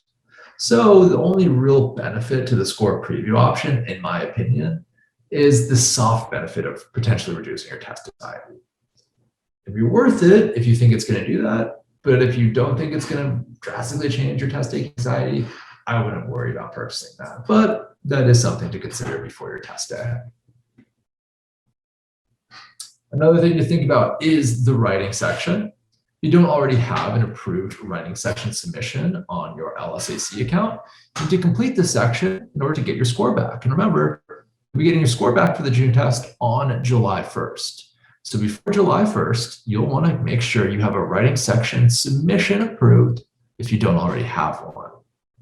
And every LSAT, there are literally thousands of test takers who do not get their score back on the initial score release date because they didn't have their writing section submission approved. Now you can choose to take the writing section starting 8 days before the beginning of your scheduled LSAT administration. So on the 4th, they'll kind of open up the dates, the writing section for all of you. I wouldn't worry about taking the writing section before the LSAT. I think that time is probably better spent actually working on the things that will count towards your score on your LSAT. But I would recommend waiting no more than a week after taking LSAT to complete that writing section. Now, taking the writing section, we have videos in the LSAT Max account to talk to you about how to do that. In order to do it, let's clear your room, just as you would for the lsat-flex. There's no other electronics, resources, notebooks, binders, anything that can create the perception that you're cheating. Definitely don't wear a smartwatch, have your phone visible, because those are things that will almost certainly lead to having your submission rejected. Just follow all the rules very carefully, all the check-in rules and all of that, because you don't want there to be a delay in having your submission approved or having your submission outright rejected and having to do it again, because that could, of course, delay getting your LSAT score back. So that's another thing I would think about doing, but this is something that you can do after you take the LSAT. All right, got a couple more sections. We will pause right now to review some questions we all have. So let's go ahead and do that.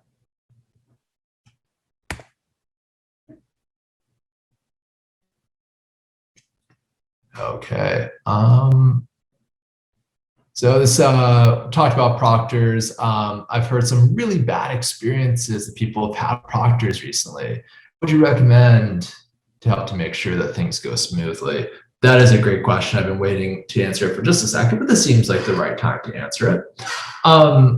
So first thing to do, make sure you know all the rules of the LSAT-flex very, very carefully.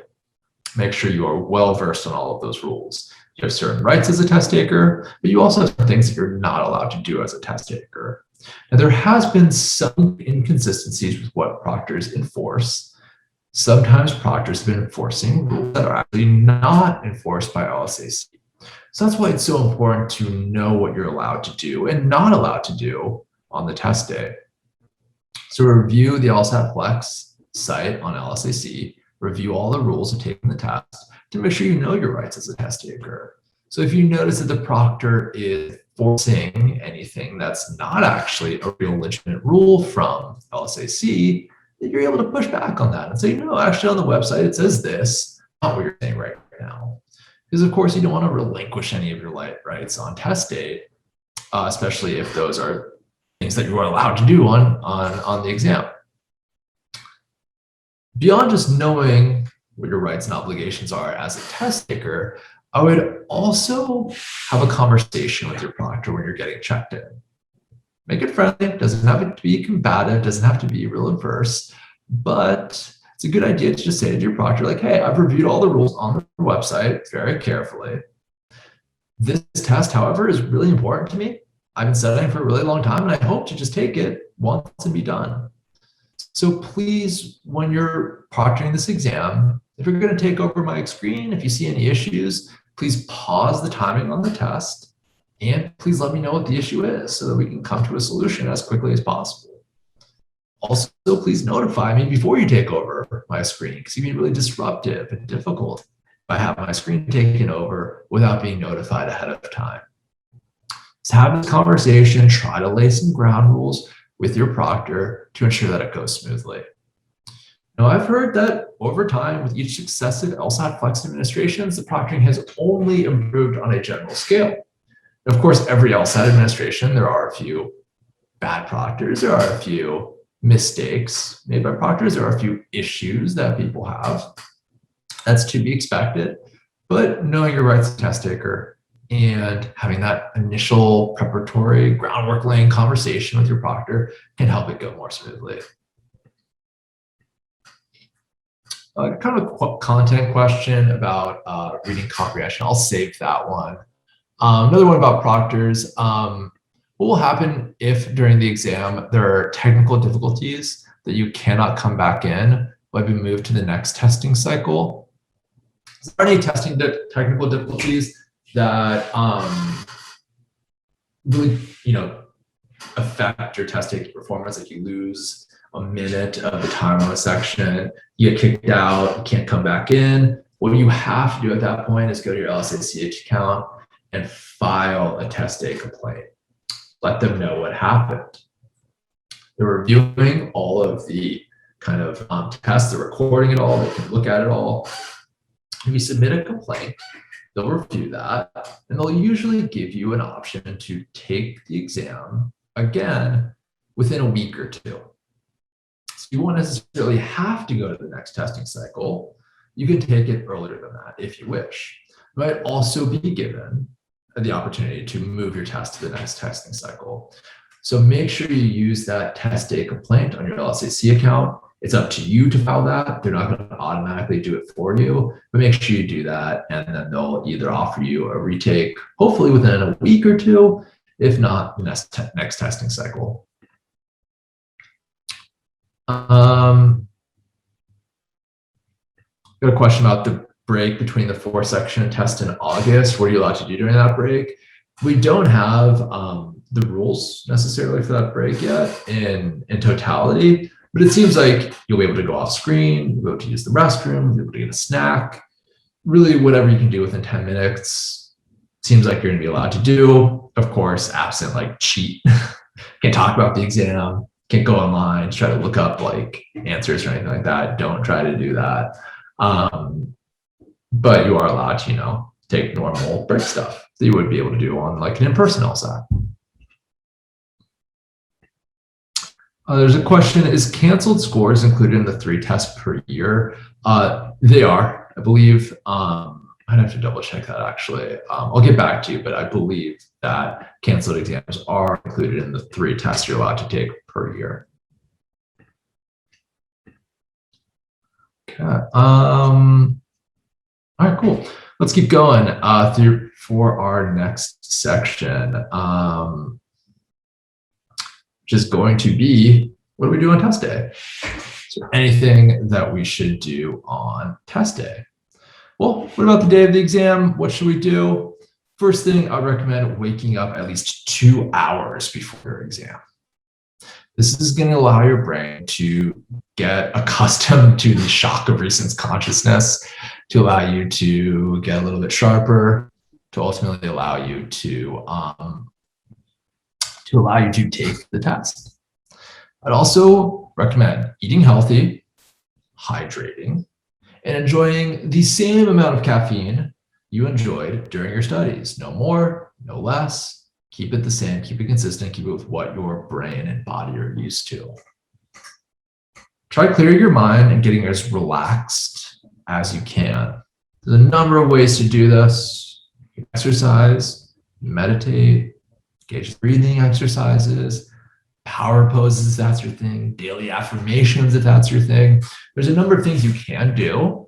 And I think one thing that practice exams can do beyond giving you practice with like test strategies, you can also test methods of relaxing yourself and getting to the right headspace before you take the exam.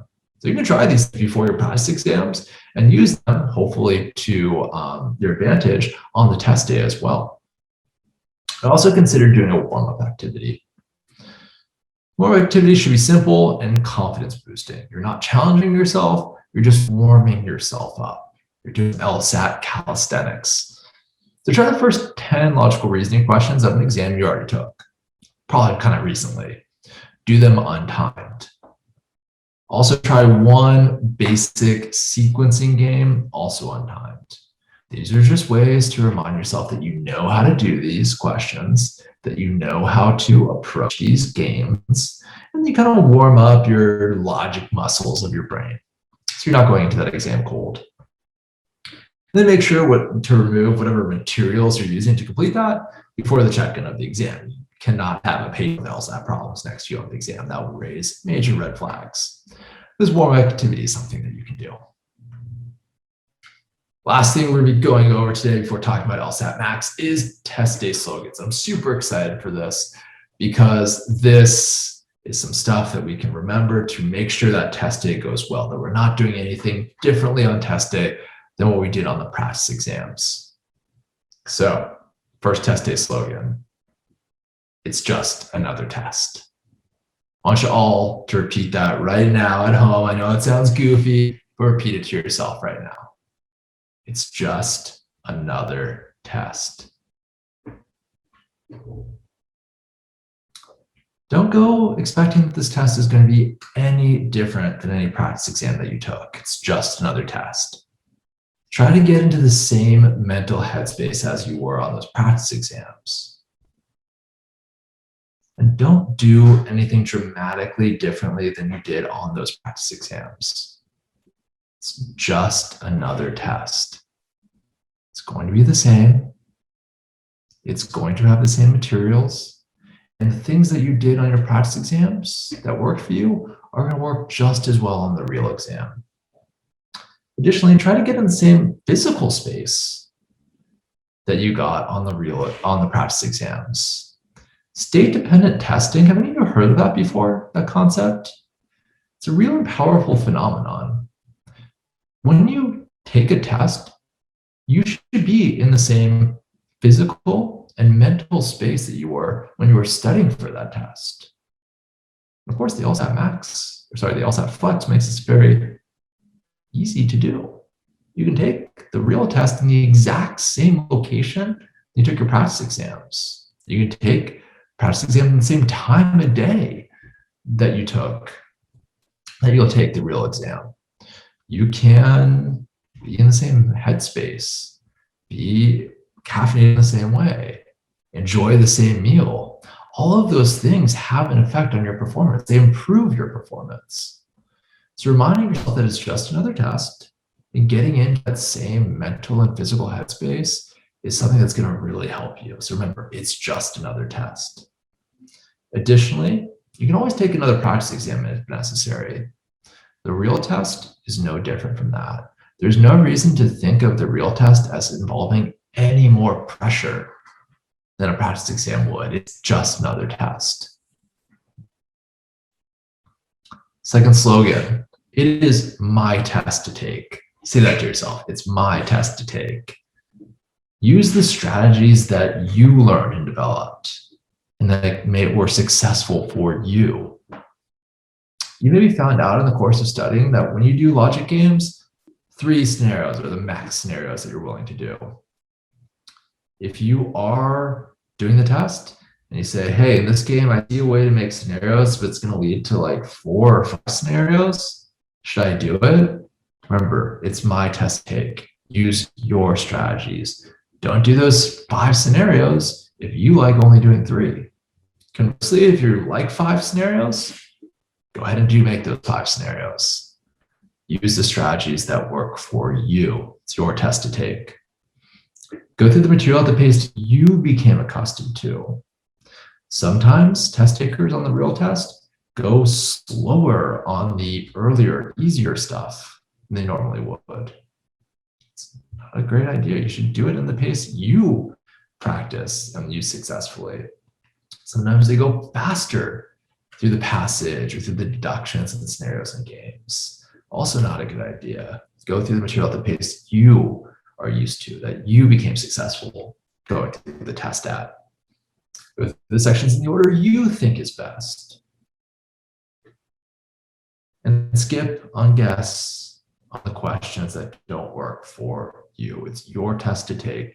You get to decide how you finish it. You get to decide which order you do it in. You get to decide what strategies you're going to utilize. It's your test. Third mantra, I know how to do this. Say it to yourself. I know how to do this. If you're well prepared, I think you all are, Almost nothing on the exam should seem new. If something does seem unfamiliar, check it again. On test day, many test takers have a bias towards assuming that something is new, unfamiliar, scary, or exceptionally difficult. But you got to remember, the LSAT is a standardized test.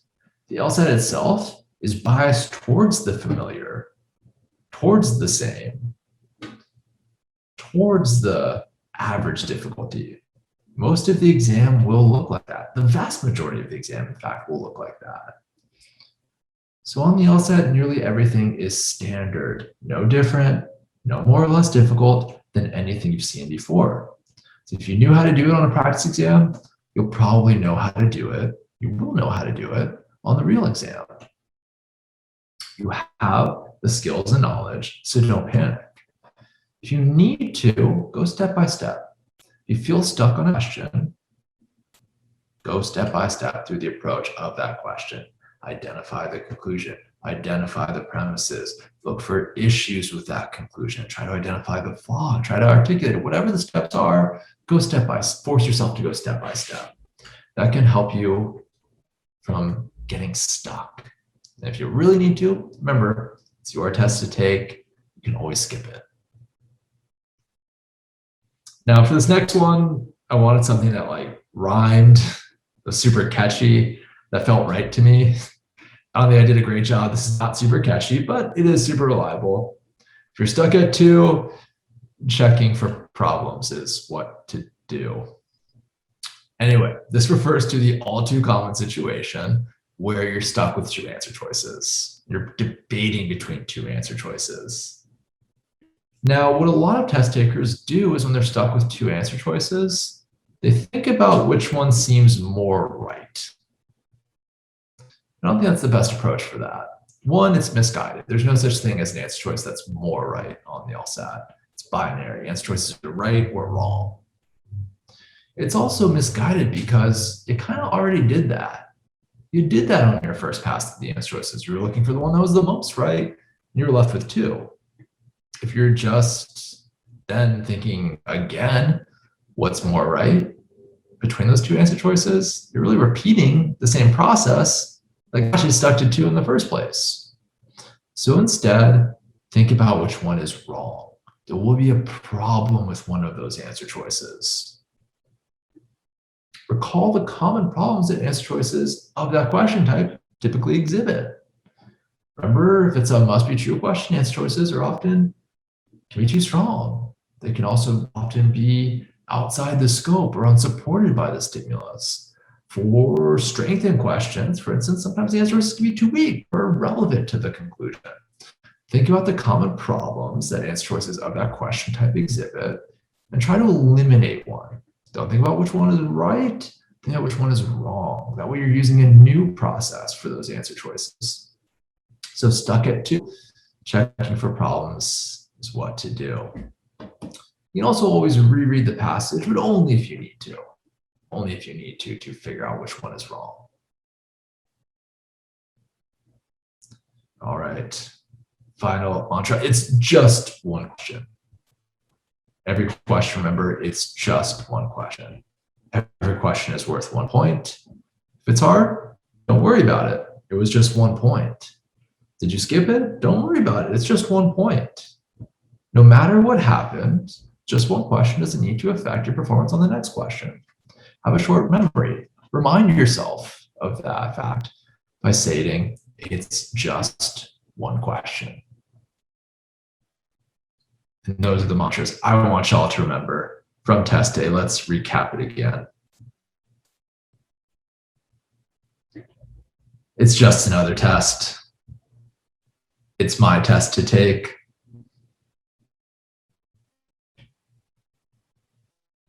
I know how to do this. Stuck at 2, checking for problems is what to do. And finally, it's just one question. And I hope you can take these questions, take these slogans, and use them successfully on test day. All right, we'll get to questions in just 1 second. I see that some of you are asking about that. First, I want to tell you a little bit about LSAT Max because there is an incredibly exciting announcement to make today. Now, we have unveiled a new user interface for the LSAT Max app. We've taken the #1 ranked app and made it even better. We've implemented a new user interface that's super clean, super intuitive, super easy to navigate, that can hopefully make these last few days of studying with us even more efficient for you. Now, you can check out what this new interface looks if you have the account. If you don't have the account yet and you want to check it out, if you want to purchase it, you'll be given this new user interface. But hey, if you got used to the old version, totally cool. There's an option to switch back to the old one if you prefer. But I think that's really, really exciting because with this account, with all 90 prep tests, which with 100 hours of videos available of it, and with the limited amount of time that we have before the June LSAT, every second matters, every moment matters. So being able to navigate the account even more easily, find what you need to study even more easily is really going to hopefully make these last 2 days even more productive. I've playing around with the features recently, and one of my favorite features is how easy it is to find the weekly office hours on the account. And that's a great way to study in these last few days, the weekly office hours that we hold with our 99th percentile instructors every single day, addressing a new concept on the LSAT to brush up your skills, brush up your understanding, brush up your confidence before you take another practice exam. So I encourage you all to check out the new clean and intuitive user interface of the LSAT Max account. Check it out. It's going to hopefully make your final test day experiences even easier. Also, if you need a little bit of extra help in these last few days, again, our 99th percentile LSAT tutors have gone through this process that y'all are going through. They've made improvements. They were not naturals. There were people who utilize skills and strategies to improve their LSAT score, be able to give you some guidance if you need it in these last few days. It can give you even more specific calendar recommendations than the ones we provided in this in the study hour. All right, so I'm going to finally finish up with some questions that y'all had. While we do that, I'll leave up what our students are saying. You can find more at testmaxprep.com/LSAT/testimonials for your viewing pleasure. All right, so I'll be answering any questions now. Sophia, if you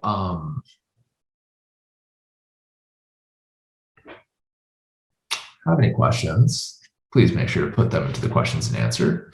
So I'll go kind of through the questions and answers right now. But first, there's a question looks like I missed on the chat section. Teresa asks, is the writing sample required before the preview score is released? Yes, it is. The preview score is released on the same day as score, as the regular scores. So yeah, you will want to get your writing sample in order to get your both score, whether you're getting it just as a score or as part of the preview score option that you might have purchased. Melody, I would definitely be willing to go back and show whatever slide I missed. If you could let me know which slide you would like to see, I'm happy to go back there. And as Katie mentioned in the chat section, this presentation is going to be sent out via email and on our YouTube page, so you can kind of look at the slides through that as well. All right. Cool. So anonymous question in the Q&A section is there an advantage of taking the June LSAT over the August LSAT due to the extra section? It's not scored, but the sense that there might be some mental fatigue with that fourth section. How would you prepare for the extra section? So yeah, I think ultimately, all else being equal, given the opportunity to study for both exams equally, especially, I think the June LSAT would be slightly preferable because of that exact issue you identified with mental fatigue. That said, I wouldn't discount what the break is going to do in August. So with the LSAT in June, it's going to be 3 sections back to back to back. With the LSAT in August, you do 2 sections, take a break, then take 2 more sections. So I think that break, given the opportunity to use the restroom, hydrate, rest your mind for a little bit, maybe to get a little snack, that can help with mental fatigue too. My impression is that the 2 exams are not going to be dramatically different with the sense of fatigue, but I would slightly prefer to take the June exam. However, if you need more time to study, I don't think the August exam is going to be significantly more exhausting. Okay, so I think I got that question about the score preview, Teresa. Thank you for asking that. Okay, so let's decide about what to do on test day. Okay, happy to go back to that.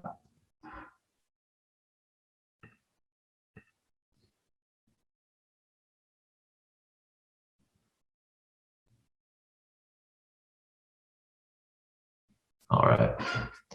Let me know when you've gotten everything you need to get out of that. All right. So there's a question about setting up a ProctorU account. There should have been email instructions from LSAT about how to do that. Another thing to make your test day go smoothly, make sure you do have your login information available. You know your login information for both LSAT and ProctorU. You'll need both.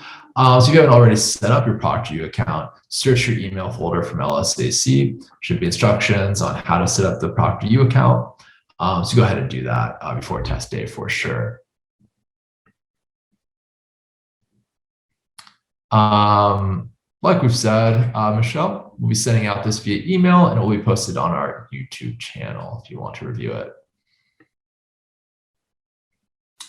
Michelle also had a question about the June lsat-flex versus the LSAT in August. I think we answered the question, but if you have a follow-up, happy to answer that.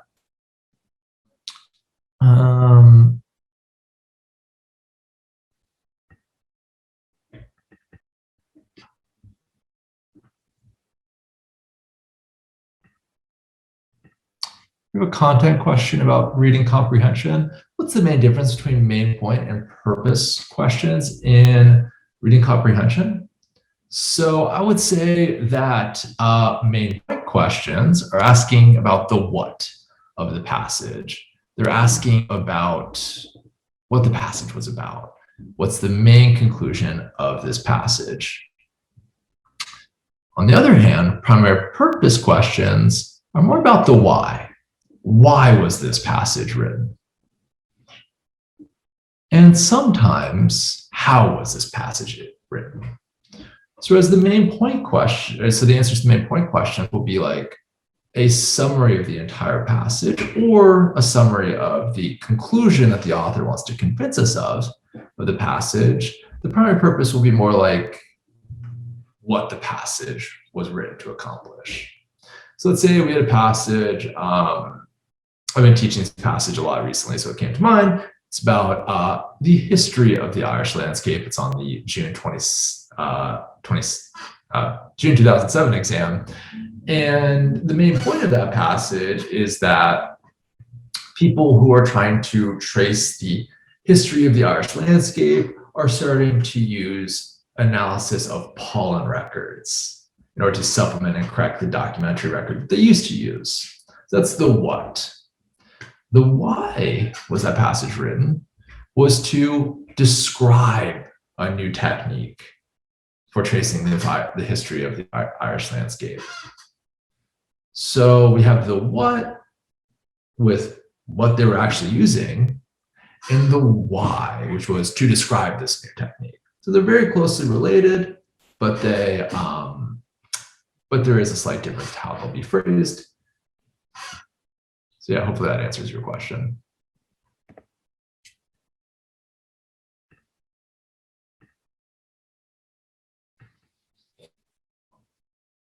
Anonymous asks, is there any possibility the lsat-flex will still be offered as a test-taking option after August? I wouldn't count on it. They did promise that they would use this format of the test 3 sections plus an experimental section for the next few years. So I do not think they'll be reviving the lsat-flex, at least within the next 2 to 3 years. Another question about letters of rec. This person asked, when should we be requesting letters of recommendation? Well, the letters of recommendation, when you request that, should be based on when you plan on applying to law school. I would recommend requesting those letters of recommendation at least a few months before you plan on applying to law school. These tend to be the things that take the longest to require because they are the things that you're really relying on other people to do for you.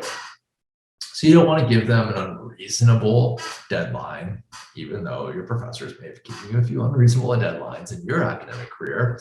You want to give them some time to give you a thoughtful, well-written letter. So notify them in advance. Now I'd say at least, a few months, 2 months at least before the date you want to apply to law school. Cool. Question, I'm struggling in sorting in extra dimensions. Should I be worried about that section much? You're referring to logic games, Diana? There will be sorting games or grouping games, and there will be games with extra dimensions or extra tiers. So yeah, those would be things I would expect to see on the exam. So that would be something I would definitely target in the review over the next couple of days.